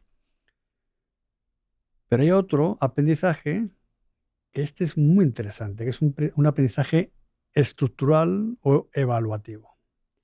Y es que después de esa interacción yo aumenta mi capacidad para detectar necesidades de otros o disminuye. Disminuye. Disminuye. Ujú. Porque lo que han puesto es lo mío sobre lo tuyo. Te desensibilizas. Exactamente. Ujú. Al menos que yo llegue al otro día y te insulte porque no me caben los 7 muchachitos en el carro. Ay. Pero me desensibilizo. Es decir, voy perdiendo esa antena que tiene que tener cualquier vendedor para detectar las necesidades de alguien y ver qué producto o servicio se ajusta a lo que él necesita. Es decir, voy empeorando como decisor. Como decisor, para la siguiente jugada soy peor. Pero además seguiré haciéndolo porque tuve éxito. Y el éxito que se graba a fuego. Pero no, este es el camino. Es decir, que por conseguir eficacias hoy, estoy perdiendo eficacias futuras. ¿Qué es la ética? El cambio en mí mismo como decisor, primero. Es decir, cómo me mejoro o me empeoro como decisor. Y, como consecuencia, en los otros. Pero primero en mí. Bueno, pues la ética de los negocios es, no, conseguir eficacias hoy y mañana.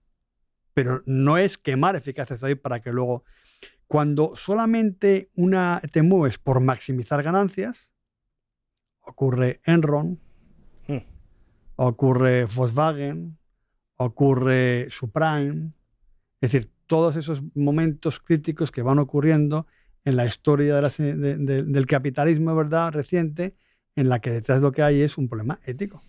Claro. Que genera, bueno, la Subprime fue un lío a nivel mundial financiero. Sí, sí. Esa es la crisis del 2008. Un tema ético. Volkswagen, ¿qué ocurrió con Volkswagen? Una marca emblemática país, Alemania. Pues que los tipos hacen un carro, el motor emitía más CO2 de lo que permitía la legislación norteamericana. Y truquearon Y el motor. había que truquear Mintieron. la computadora. La computadora se truquea para que diera que emitía menos. ¿Por qué? Porque eso es lo que haría alguien si su Dieselgate. criterio es maximizar ganancias. Es lógico bajo el criterio de maximizar ganancias. La clave es que es lógico. Si solo te mueves por eso, es lo que debes hacer. Y la plata, la plata que han tenido que gastar. A la plasta. Que fue, Oh, fue eso lo que wow. pusieron. Pero la plata que han tenido que gastar para poder corregir ese error y limpiar, o sea, ese daño reputacional enorme que tuvieron, probablemente, bueno, a nivel de venta le impactó durísimo, durísimo, durísimo. Han ido sacando la cabeza, pero No, y créeme que la rentabilidad que andaban buscando fue la que primero se vio afectada. No, y al Más final durante del el día le proceso. dieron a lo más valioso a nivel de equity de ellos, que era la marca, que al final es la personalización del producto. Al final No, ya y- tú no pero- confías en y ellos que- como ser humano Volkswagen. Y que también mucho del manejo de la percepción de la situación, específicamente cómo la prensa lo manejó, que le dio a digamos, un vértice sensible del humano, que es el daño ambiental que genera Porque por la falsedad. la prensa siempre va a hacer lo más extremo para vender más, porque también es un negocio. Sí. Precisamente. Entonces, pero yo creo ahí también que los directivos tienen que dar un espacio. Pues seguro ese tema del diésel, que eso fue un error de un grupo de gente. Que al Sí. final, para esconderlo, le encontraron un parche. No, y lo han venido corrigiendo, o sea, con mucho trabajo y lo han ido logrando. Pero no quita que esos movimientos que se tomaron ahí, se hicieron ahí, o sea, no era algo mirando a largo plazo, ni era algo definitivamente sostenible. Y yo, bueno, en estos días, yo he estado trabajando, bueno, yo creo que en los últimos 2 años he hecho varias consultorías. Y si algo es, si hay un factor común cada vez que yo me siento, son consultorías de estrategia comercial, y de una vez llega el directivo y me dice, es que la gente se me va. Lo hablamos bien breve ahorita. la gente se me va, la gente se me va. Yo recuerdo, yo trabajé en una marca de vehículos, casualmente, en Audi, y ellos se empeñaban tanto en que uno se le entrara en el ADN, en la sangre, la marca, que uno al final terminaba enamorado. Te llevaban a Guatemala, a Panamá, y te graduabas en Alemania, y visitaba la fábrica. Era todo un esfuerzo porque tú te enamoraras de la marca. Tú tienes unas experiencias muy buenas, ¿eh? Sí. También te he contado. Ese es muy bueno, ese es muy bueno. Ujú. Pero definitivamente crea un sentido de pertenencia en el personal.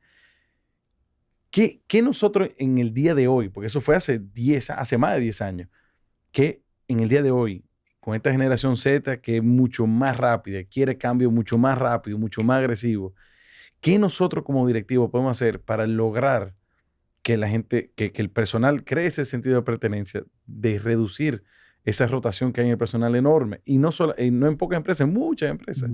¿Qué nosotros podemos hacer para enamorar a ese colaborador? No sé. Espérate que coja la bola de cristal que la tengo aquí. A ver si... Pues mira, no lo sé. Es decir, a priori, vuelvo a decir lo de antes, hay que ver cada empresa, hay que ver cómo es la interacción entre los que tienen la profesión de dirigir, no solamente el director general, los diferentes directores. Hay que ver los estilos, hay que ver si la misión externa es una misión que está conectada con ese propósito que es el cliente, o simplemente está conectada con la cuenta de resultados. Hay que entender que se sabe hacer distintivos, ese orgullo porque se sabe hacer las cosas bien, aquello que prometen, pues saben hacerlo bien, esa promesa que tiene cada empresa. Hay que investigar. En grandes rasgos, pues lo que yo voy viendo es que hay que generar, es decir, hay que ayudar a que los directivos profesionalicen las empresas.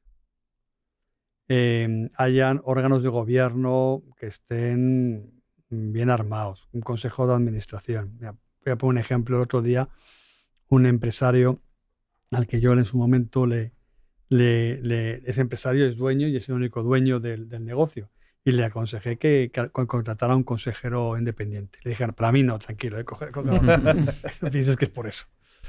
Y me hizo caso.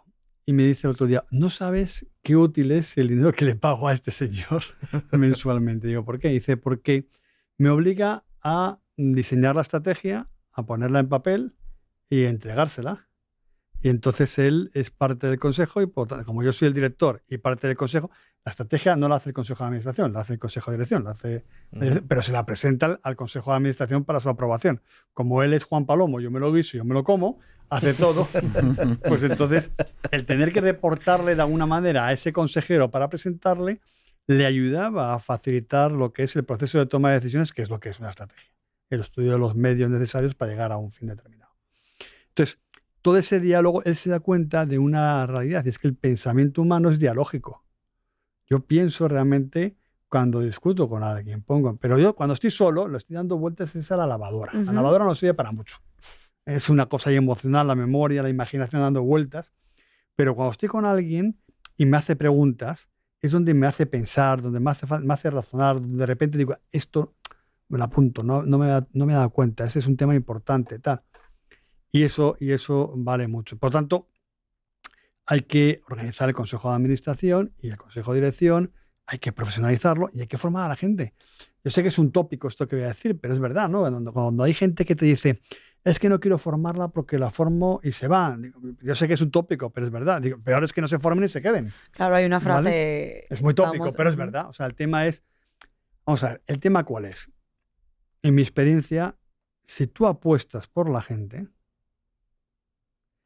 te acaba yendo bien en general. Te puede ir mal, claro que sí, porque puede haber otros factores, ¿no? Pues una pandemia que de repente hunda tu negocio, ¿no? Pero en términos generales, la gran apuesta a largo plazo es cuando tienes un... Digo, yo estoy pensando ahora mismo, por ejemplo, en los años que yo estuve en Barna, 10 años de Entregable, que tenía un equipo espectacular. O sea, un equipo muy bueno. Y que oye, apostábamos mucho todos, por todos. O sea, Patricia Oreña apostaba por mí, yo apostaba por ella, ella apostaba por Yesenia, por Yanilda, por Wellington, por tal. Oye, triplicamos facturaciones en ese tiempo que estuvimos. Y con muchas dificultades. Es decir, es fácil, o sea, cuando la gente apuestas por ella de manera auténtica, y no son estrategias, ¿verdad? Esto, por eso yo huyo de lo anterior, de mi etapa anterior. Estrategia para dar feedback.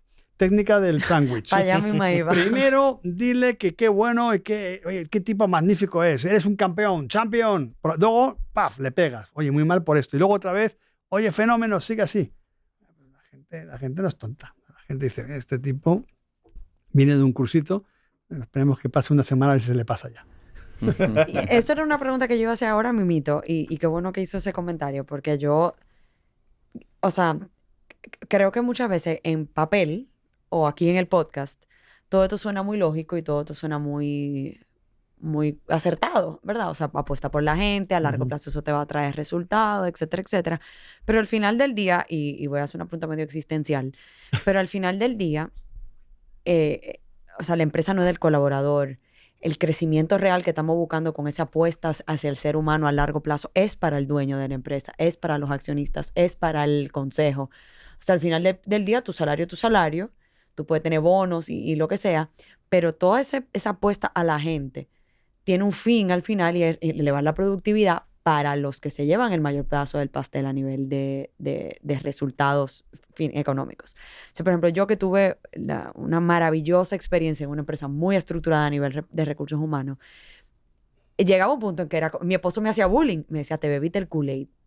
O sea, te hicieron un lavado de cerebro y tú estás tan metida en la cultura de esa empresa que para ti no existe más nada afuera. Y es como que esa empresa no es tuya.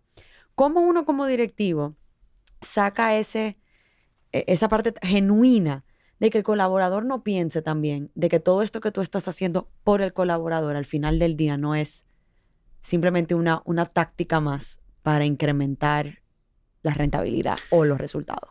No sé si me di a entender, pues fue medio larga mi pregunta. Pero... Más o menos, pero primero es que hay que aumentar la rentabilidad. O sea, eso no es malo. Es más, es muy bueno.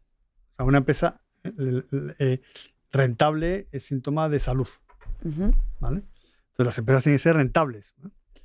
El problema es que no sé por qué tenemos un paradigma como si fuese contrapuesto. Cuando no es contrapuesto. Es decir, si una empresa es rentable, pues significa que está ofreciendo un producto o un servicio que necesita la sociedad. Y está aportando valor social, no solamente valor económico.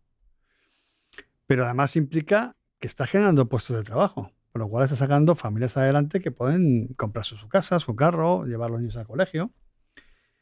Pero además hace un bien a otras empresas, pues aquellos suplidores que... Entonces, yo creo, no digo que sea fácil, y entiendo el punto, pero el problema es que lo vemos como antagónico. O sea, es como... Y me he encontrado con gente que tomando café, oye, todo es maravilloso, las personas y tal, y las flores y el campo, bucólicos pastoriles, pero cuando les veo actuando en una empresa son auténticos tiguerazos. Y yo, oye, ¿quién eres? A mí me han enseñado a tener un poco de unidad de vida o de integridad. No, Pablo, es que tú no entiendes. Es que en las empresas hay otra lógica. Digo, no puede haber otra lógica. Perdóname. Y conozco empresas que con una lógica coherente van bien. Y además se proyectan más en el tiempo.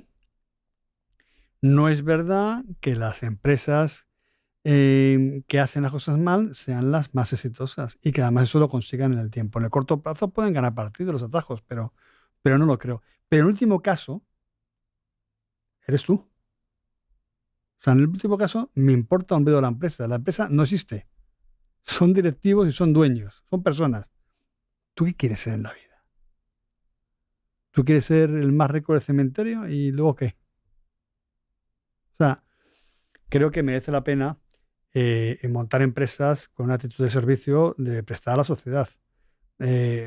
Cuando Patricia y yo, y perdona que hable ahora de eso a lo mejor un poco personal, pues con 7 socios más montamos IDADE, que ahora mismo es una SRL que va a pasar a fundación, etcétera, es con la idea de ayudar también a la sociedad en República Dominicana y de devolver, pues oye, todo lo que hemos recibido, que es mucho. ¿Qué hace IDADE? IDADE es una escuela de negocios que tiene varios ejes y que lo que pretende es ayudar a la sociedad dominicana. Es decir, ¿cómo? Pues a través de aquellas personas que son las que tienen mayor impacto. ¿Y quiénes tienen mayor impacto? Los directivos, los empresarios, los que tienen capacidad de decisión. Por eso es a lo que me he dedicado siempre y me parece muy atractivo. Primero porque es muy complicado ser directivo, es complicado emprender y requieren apoyo y todo el apoyo posible. Es decir, no estigmatizarlos, aunque haya momentos en que uno tome mejores o peores decisiones. Y para eso hace falta que haya escuelas de negocio en los países. En España tenemos 3 de primer nivel, que hablábamos antes, ¿no? Tienes el IES, que para mí es claramente la mejor escuela de negocio que tiene España, el Instituto de Empresa, que es espectacular, ESADE, que es espectacular. Y luego tiene otras escuelas de negocio que están muy bien, pero ya son un poquito más de segunda fila. Y en Estados Unidos ni te cuento, ¿no? La primera escuela de negocio fue Wharton, que pertenece a Pensilvania, que fue es la primera escuela de negocio del mundo, en el siglo XIX. A final del siglo XIX, la segunda es Harvard, en el 1914. Bueno, y así tenemos Darden, en fin, infinitas en Estados Unidos. ¿Por qué hay muchas escuelas de negocio? Porque hay muchos empresarios y hace falta. En este país hay 33.000 altos directivos, pues se requieren tener una formación importante. La otra cosa es que veíamos que la idiosincrasia del empresario de aquí es sobre todo familiar, empresa familiar. Y como sabéis, pues también esto ya está muy manido, pero es cierto, como pasar de primera, segunda, tercera generación, pues hay una alta mortandad en las empresas. Que a mí no me escandaliza porque todo lo que vive muere. Entonces tampoco hay que escandalizarse, ¿no? O sea, pero creemos en un enfoque que es un poco más diferente con ese sentido y es una cosa propia de la empresa familiar es el legado, pero el legado no es necesariamente la empresa para que toda la familia trabaje o viva en la empresa. No necesariamente. Entre otras cosas, porque cuando llega el consorcio de primos, o la empresa crece bestialmente o no tiene capacidad de trabajo para todos. Entonces, ¿qué me parece más lógico? El legado fundamentalmente son unos valores. El que se ha criado en una familia de empresarios, de emprendedores, tiene unos valores que no sabe, porque no sabe lo que es no ser, que son espectaculares, que es capacidad de emprendimiento, de asunción de riesgos, de saber que hay que hacer un plan de negocio, de saber lo que cuesta montar un negocio. Cuando te encuentras con gente que quiere montar un negocio, pero que no tienes experiencia, a veces te encuentras a muchachos, muy buena gente, pero que te dice, le preguntas, oye, ¿por qué quieres montar un negocio? Porque quiero que el dinero trabaje por mí. Y tú, mi hermano, ¿tú te crees que no vas a trabajar como un champion? Emprende y vas a trabajar más que ya verás tú. No, porque no quiero tener jefe. ¿Tú sabes lo que es un cliente? Entonces, eso hay que aterrizarlo en mucha gente, pero uno que ha vivido en una familia empresaria suele, no siempre, haberlo visto. Entonces, eso es un gran legado. Decir, oye, pues entonces, y junto con el legado es el de devolver. En el IES se hizo un estudio sobre los valores característicos de la empresa familiar, por tanto, esos valores que no tienen las empresas de dueño. Y una de ellas era como valor la humildad, en el sentido de sentimiento de devolver a la sociedad en la que he nacido. Que eso no lo tienen las familias. Que sí lo tiene. Que sí lo tiene. Que sí lo tiene, que no tiene la otra. Ya. Es decir, oye, pues es darte cuenta de que tú, pues eres listo, pero tampoco eres Superman. O sea, que has tenido suerte. Que has tenido una circunstancia. Entonces, te han apoyado y devolver. Perdón. O sea, si no reina la humildad, no sé qué tan sostenible pudiese ser esa empresa en el tiempo con una o muy poca persona donde se centran las decisiones. O sea, tú te tienes que dar cuenta de los errores que tú haces, de las malas decisiones que toman, o que puedes o que vas a tomar para que esa empresa vaya cada vez mejorando un poco más y sostenible y creciendo en el tiempo. Ven acá, Pati, ¿tú conoces a Mr. Home? Sí, pero cuéntame. Óyeme, Mr. Home es una empresa de 12 años de experiencia en el sector inmobiliario. Tiene embajadores que se encargan de los aliados, de los constructores, de los clientes. Y me encanta el lema nuevo que dice, compra tranquilo, compra con nosotros. Con seguridad. Sí, hombre, y sigan a las redes en @MrHomeRD o en su página web mrhome.com.do. No, y para seguir captando y reteniendo talento. Es que además para un directivo la humildad es fundamental porque yo a priori no sé si voy a tomar una buena decisión. Es imposible. Sé que el proceso lo estoy tomando bien, pero no sé si acertaré. Esa es la realidad de cualquier directivo, si es honrado consigo mismo. Luego puedo contar la película de no, yo tenía claro esto, hice eso. Oye, nosotros mismos, cuando empezamos a pensar en montar este proyecto, mi socia y yo, Patricia, pensábamos en hacer una escuela de coaching. Y cuando luego fuimos viendo números y todo, dijimos, no puede ser, no es sostenible. Y fue cambiando el tema.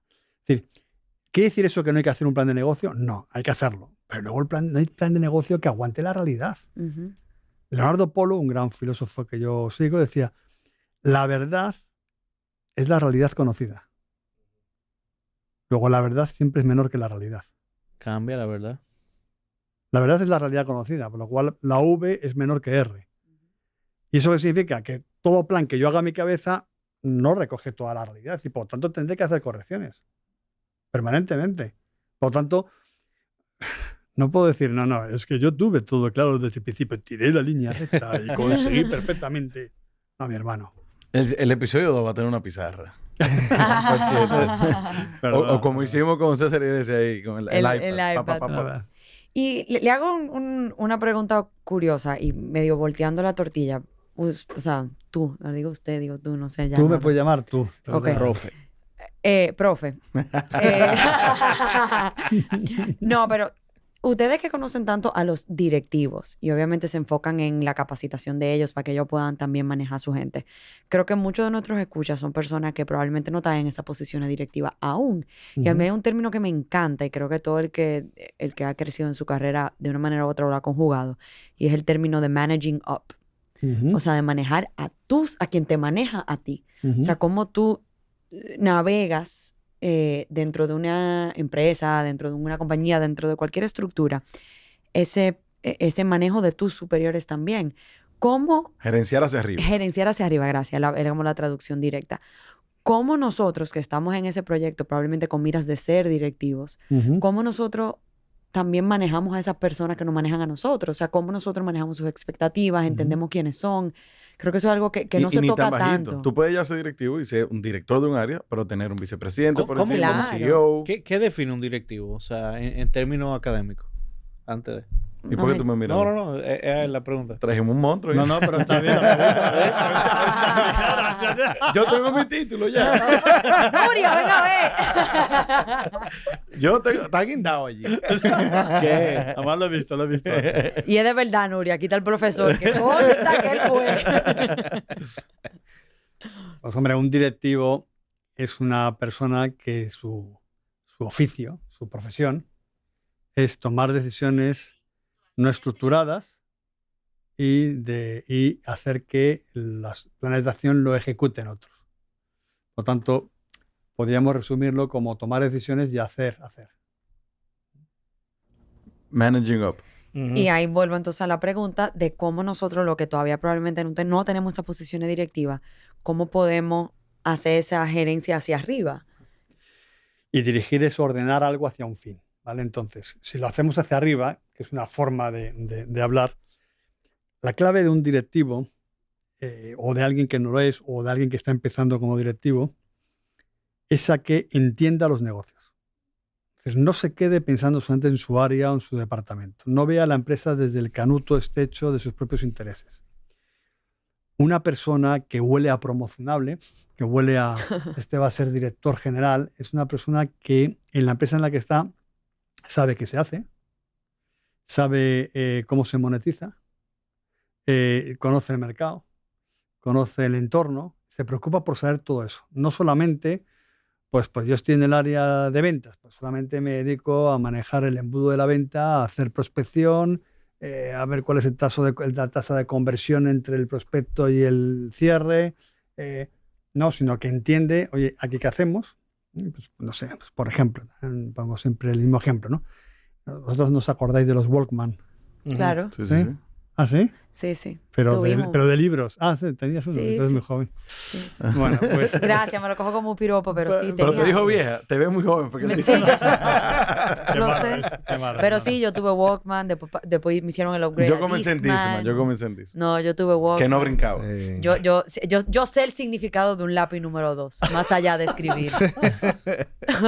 Pues, para nosotros, los de mi generación, que íbamos con unos magnetofones enormes y tal, y que poníamos la cinta, los casetes, y grabábamos la música de la radio. De yo también. grabábamos, Pero te ponía el anuncio y tú, caches, el anuncio. Claro. no Yo me conseguido. podía pasar Así 5 es. horas en mi habitación con el radio prendido y cuando llegaba la canción, ¡corre! Rico, ay, se me Yo, va a sé, ir. yo grabé el al Hadaki, backstage. mentirosa. Guau.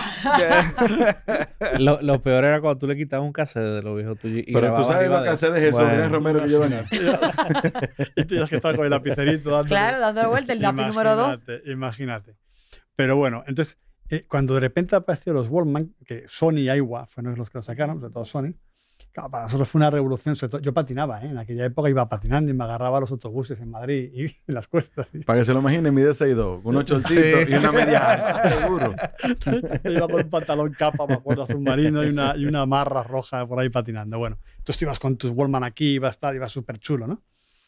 Macano, aquí, ¿no? Claro. ¿no? Pues casi, ¿qué sabe hacer Sony? Miniaturizar. Entonces, el que esté trabajando ahí tiene que saber que lo que hace la empresa es que lo que se van a hacer, miniaturizar. Y además lo hacen bien, lo hacen mejor que tal. Y entonces, ¿por qué me deben comprar a mí y no a la competencia? Entonces, entender todo eso, aunque estés en un área que no esté cercana a eso, es fundamental para poner en relación mi contribución. Entender cuál es mi contribución a lo general. Esto es clave. Entonces, cuando tengo un director por encima, tengo un jefe por encima, saber tener esos diálogos con él. Él tiene una visión más amplia. Cuando hablábamos de la filosofía que era el director general, ¿por qué? Porque tiene un alcance mayor. Un psicólogo no se plantea de dónde venimos y a dónde vamos. Un filósofo sí. ¿Me explico? O sea, el alcance es mayor. Contempla lo del psicólogo, pero va más allá, ¿no? Se pregunta, ¿y esto de ser mortales qué significa, no? Es que yo sé que me voy a morir. Soy el único animal que sé que me voy a morir. Todos los animales mueren, pero el único que sabe que se va a morir soy yo. Bueno, pues esto es lo que tienes que ser capaz, es una metáfora, como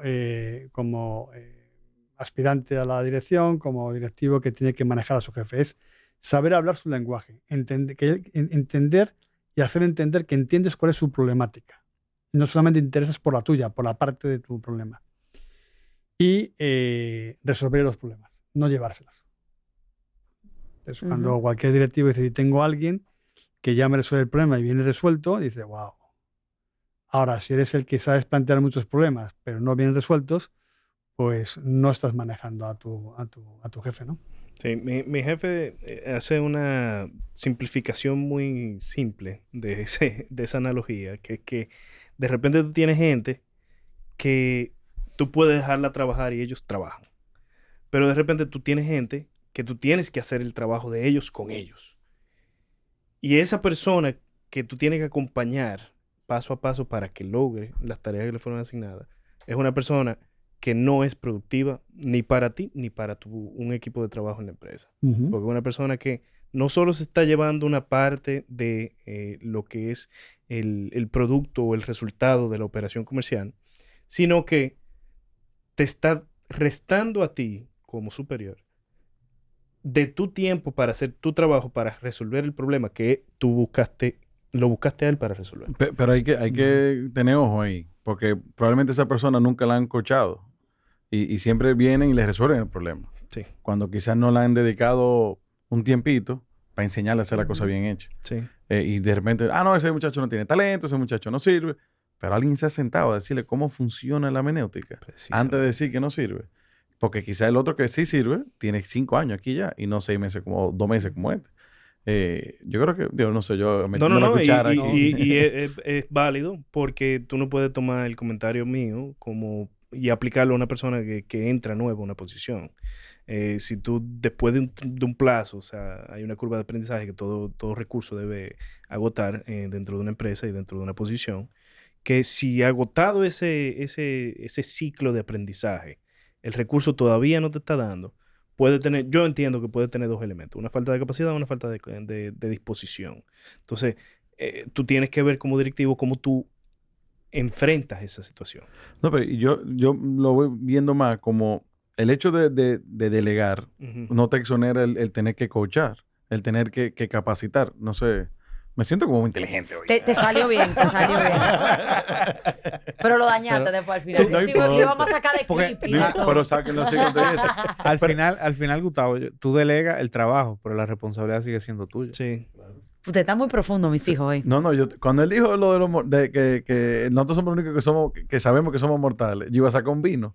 Ya, yo iba a sacar un vino. Pero yo tengo un rato pensando en aquella pregunta que yo hice, que pensaba que no me la habían respondido, sí me la respondieron, con el tema de la retención. Usted dijo una palabra que iba más o menos como con formalizar los procesos, con formalizar la empresa. Y yo creo que algo bien particular de las empresas familiares. Profesionalizar, yo creo que fue la palabra. Sí, pero yo creo que era como llevándolo a que vamos a formalizar esto, o sea, a hacerlo realmente una institución. Y como colaborador, que uno está ahí siendo parte de esta empresa familiar y tú no eres familiar, tú quieres como esa formalidad que te va a dar la seguridad y que te va a ayudar a retener. Entonces yo tengo un rato como digiriendo cuál fue la respuesta y esa yo creo que fue por ahí, no sé. Claro, o sea, va ligado al fondo a los motivos que hablábamos al principio para la acción, ¿no? Que son necesidades que tenemos todos, ¿no? Entonces yo tengo necesidad de tener un sueldo decente, que puedo crecer ahí. Tengo necesidad de sentir que aprendo y que mejoro como persona lo que hago, ¿eh? Y que no me desactualizo y que estoy en un sitio donde saben hacer las cosas. Y por último, que hay una actitud o hay unos valores en la empresa de dar servicio. Entonces, claro, cuando yo estoy en esas líneas, yo no me quiero ir de la empresa. Porque lo fundamental no es que añadir más ceros a mi cuenta bancaria. Mientras gane lo suficiente, digo, es que no quiero cambiar al jefe que tengo, no quiero cambiar lo que hago porque me trae tremendas satisfacciones, etcétera, etcétera, etcétera. Sí es verdad una cosa que no he tocado y que te la he dejado ahí de soslayo, que es el tema. Digo, porque a mí, por un lado, me cansa, que es el tema de las nuevas generaciones y que si la Z, Y, H, O, J, K, L, M, K, no sé. Yo siento que a Diana le va a gustar, que le hemos tirado tanto con el tema de generación Z. A mí eso me agota. Pero sí es verdad, voy a hablar de sociedad dominicana ahora. Creo que hay que trabajar una cosa y es, nosotros en IDADE, que como escuela de negocio, que os decía antes, familia empresaria, humanismo cristiano, emprendedurismo, apostamos mucho por el emprendedurismo, ¿no? Por aportar, por apoyar a la gente para que emprenda, por lo que hemos hablado del valor que suponen las empresas, ¿no? Pero no puede emprender tampoco todo el mundo. O sea, entonces, vamos a ver, entonces hay que tener un poco de sentido común. Ni emprender ya y querer los resultados mañana. Entonces, hay algo que yo creo que en el fondo no es dominicana, creo que es occidente, problema occidental. Y es que se ha ido cambiando la cultura del trabajo por la cultura del éxito. Entonces quiero el éxito hoy, ya y mañana. Y eso no va a ningún lado.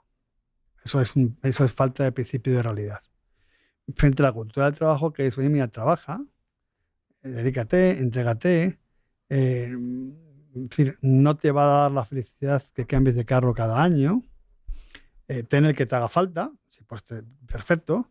Pero ordena las cosas. Es decir, lo más importante, y esto quizás es una cosa clave, por eso a mí me gusta mucho hablar últimamente de la felicidad, es de lo que más hablo, en la empresa, ¿no? Pero no para decir 4 babadas que a veces se dice con perdón, sino, es decir, todo el mundo queremos ser feliz, hay una forma de ser feliz, objetiva, que no voy a desarrollarlo todo porque eso es parte de un programa largo, y la clave está fundamentalmente, la felicidad está en tener relaciones profundas, tener relaciones con la gente que sean gratificantes, sentir que tengo gente con la que yo puedo contar, tener red de apoyo. Esta es la clave de la felicidad. Y esto lo descubre un señor que tú me habéis oído vosotros dos hablar mucho de él, un señor que del siglo IV a.C., se llama Aristóteles, y que recoge en Ética Nicómaco, que es un libro para directivos estupendo, y que luego recoge un profesor, que se me acaba de ir el nombre, un profesor de Harvard, muy conocido, que hace un el gran estudio, que es un estudio que lleva más de 80 años, ¿sí? En el que por vía empírica, los americanos lo hacen por vía empírica porque además tienen cuartos para hacer imagínate una investigación de 80 años. ¿No? Entonces, en el que descubren pues, lo que ya había descubierto por vía filosófica, no por vía empírica Aristóteles, ¿no? De la importancia de las relaciones, ¿no? Entonces, todo lo demás es importante o es un bien para mí en la medida en que están ordenados a eso. En la medida que me dificultan eso, me hacen mal. Entonces, en sí mismo, este bolígrafo tiene un valor, es un bien en sí mismo. Ahora, para mí, me puede hacer daño si esto impide que yo tenga una mejor relación con mis hijos, por ejemplo. Y entonces yo personalmente tendré que decir, mira, me lo quito porque a mí, sin embargo, a ti, al revés, todo lo contrario. Justo lo mismo para ti es lo que te hacía falta para tener una mejor relación con tus hijos. O con tu esposo, o con tu tal. Entonces, esto es lo que uno tiene que ir evaluando. Entonces, sí que hay cosas muy interesantes en la gente joven que tiene un menor aprecio excesivo a lo material, pero no sé si está volcado al servicio o a una especie de individualismo propio del capitalismo. Y yo creo que hay que recuperar los valores comunitarios en ese sentido. Es decir, volver otra vez. Ahí está. Michael Sandel es un tipo que es interesante de oír. Que la gente lea La justicia, su libro La justicia, o el último libro que escribió de la meritocracia, ¿cómo se llama? De la tiranía de la meritocracia. Y además tiene 1000 vídeos en YouTube para verlo. Es un tipo muy interesante. Pero es un poco ese que hace una crítica hoy, me parece, sensata al liberalismo. Y es un poco esa, ¿no? Es un poco decir, mira, el liberalismo, si se desboca, lo que genera es una gran brecha rico y pobre, y genera populismos, y pone en crisis las democracias, y etcétera, etcétera. Y lo que hay que volver es a las virtudes aristotélicas, a generar comunidad y a entender que hay que desarrollar valores comunitarios, ¿no? Y que no todo depende del Estado o de tal, ¿no? Sino, oye, vamos a unirnos para hacer cosas. Por cierto, ya que me he ido para Santiago, también hacer publicidad. Esa capacidad asociativa la tiene mucho el empresario santiaguero. Sí, eso lo hablamos mucho. Lo resaltamos hablado mucho. La gente del norte, los empresarios del norte, ahí salen empresas muy potentes en el país y tienen capacidad de competir. Y no solo el empresario, sino también el consumidor.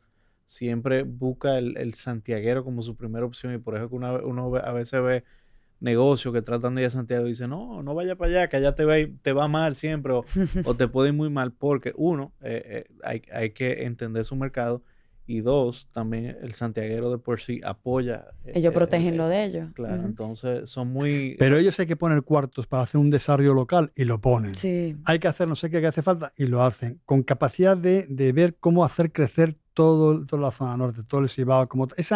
Esa visión de país, de zona, a mí me parece espectacular. Ellos ven the bigger picture. Porque aún siendo competidores, ellos cuando con causa que van a, que es un bien común, se unen. Exactamente. No, la Pucamaima yo creo que es un ejemplo de eso. Exactamente. Sí, ¿no? Y la zona franca de Santiago, que es de las más grandes del país. O sea, se saben, el aeropuerto. Se saben juntar en el medio y combinar.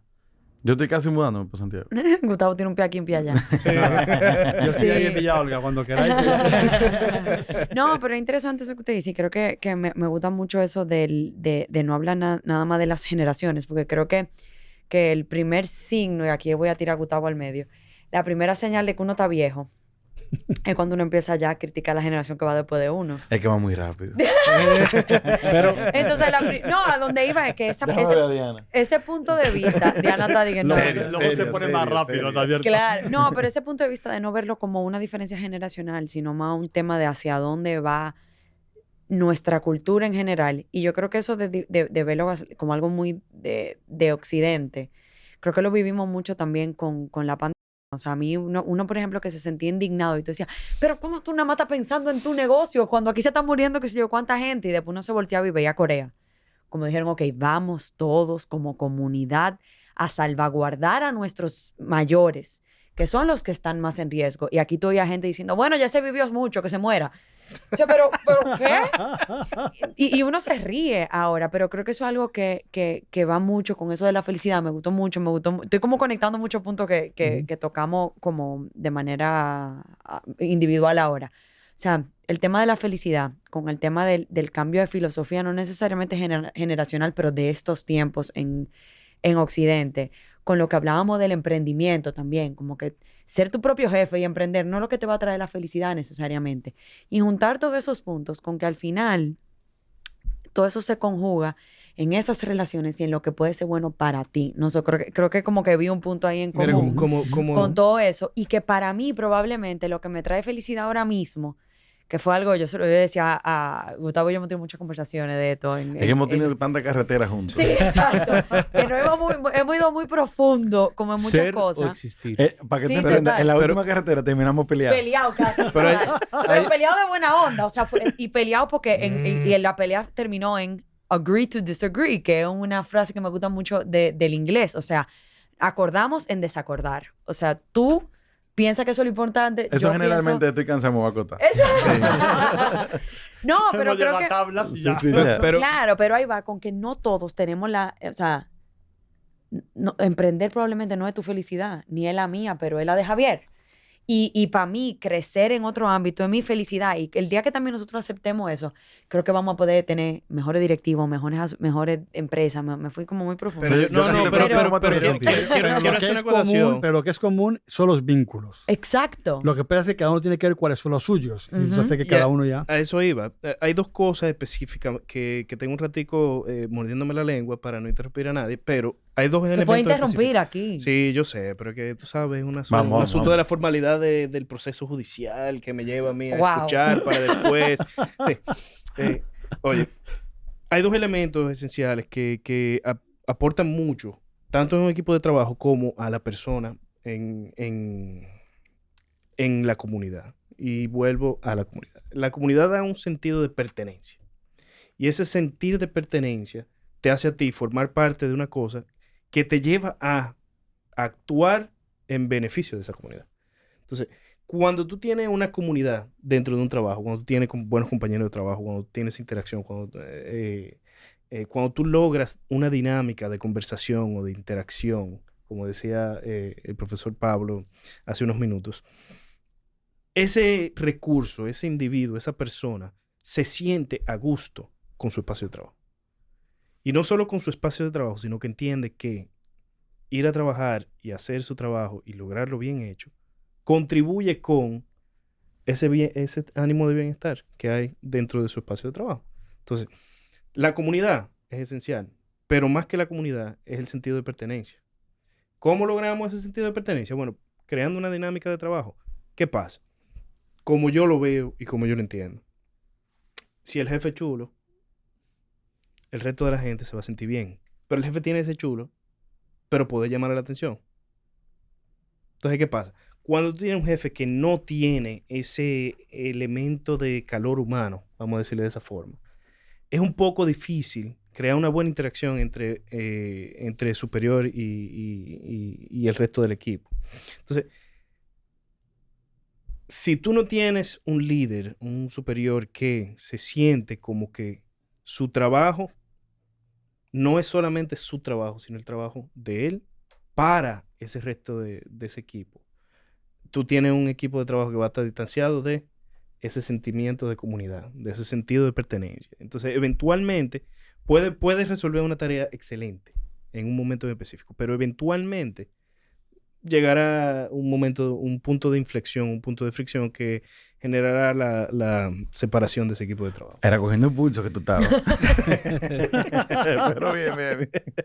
Entonces, Literalmente, el título de este episodio va a ser Filosofando. ahí alineado con Ramón, profesor, eso de crear microcomunidades dentro del trabajo es una forma efectiva. Tú creas cierta pertenencia y como usted explicó también, el tema de al final, la felicidad del hombre, según Aristóteles, tiene que ver con el tema de tener amigos, conocer y demás, puede traer felicidad al trabajo y por eso pertenencia como consecuencia. A mí no me cabe la menor duda. Sabes que los clásicos hablaban de 4 virtudes cardinales básicas: prudencia, justicia, fortaleza y templanza. Y la justicia regula las relaciones con los demás. Por tanto, la prudencia, la fortaleza y la templanza es para la justicia. Aristóteles decía, solamente hay una virtud por encima de la justicia, que es la amistad. Una virtud superior. Es que en el momento, vamos a ver, tu trabajo se llena de sentido cuando tienes un destinatario. Cuando te falta el destinatario, el trabajo no te acaba de llenar. Claro. Entonces, ese destinatario es el otro departamento, es el cliente, es tu cliente interno, que se dice habitualmente, ¿no? En la medida en que tú tienes, claro, un destinatario y cada vez que trabajas, cada vez que haces un informe, cada vez que haces algo, estás pensando en, oye, ¿cómo lo hago para facilitar el trabajo a mi cliente interno? Ya no es igual como lo hagas. Cambia completamente. Claro. Entonces, me parece que se llena y se enriquece y no se hace rutinario. O sea, el trabajo se convierte entonces en una herramienta de crecimiento para la persona y hace que el trabajo sea parte esencial de la felicidad global de una persona. Claro.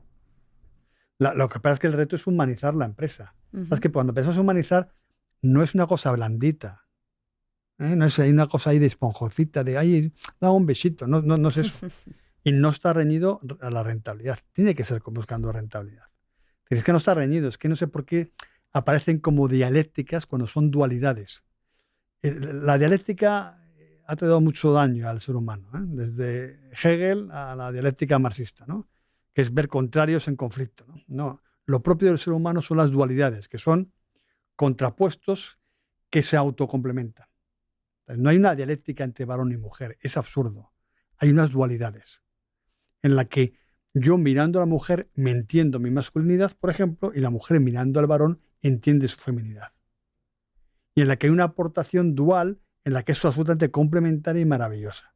Pero si lo vemos como enemigos, pues estamos entonces rompiendo, partiendo las cosas. Estamos desestructurando, estamos atomizando. Y es problemático. Es problemático. Claro. Claro, ¿no? Y eso trae problemas a todos los niveles. Ujú. O sea, de uno, o sea, porque tú eres conservador, entonces ya yo, porque, o sea, si tú eres derechita, yo soy izquierdita, entonces no nos podemos encontrar en el medio. Y yo, cogiendo el ejemplo más cliché, Ujú. pero es muy pero fácil bueno, pero funciona. de en tangibilizar. sociología se hablaba que esos son en el fondo procesos sociales o motores sociales, mejor dicho, que es tradición y progreso, y que los dos son complementarios. Entonces el ejemplo que ponía mi viejo profesor Pablo Carreño, que yo quiero mucho, que está en la Casa del Cielo, decía, mira Pablo, esto es muy sencillo, tú tienes un apartamento. El apartamento tú tienes que remodelarlo para aquello que quieras hacer ahora, no ayer. Y eso significa que hay que tirar muros y cosas. Pero antes de tirar muros, mira cuáles son los muros maestros. Ujú. Esos consérvalos. Tradición. La tradición que tiene que llevarte a conserva aquello que si lo tiras, se te cae el edificio encima.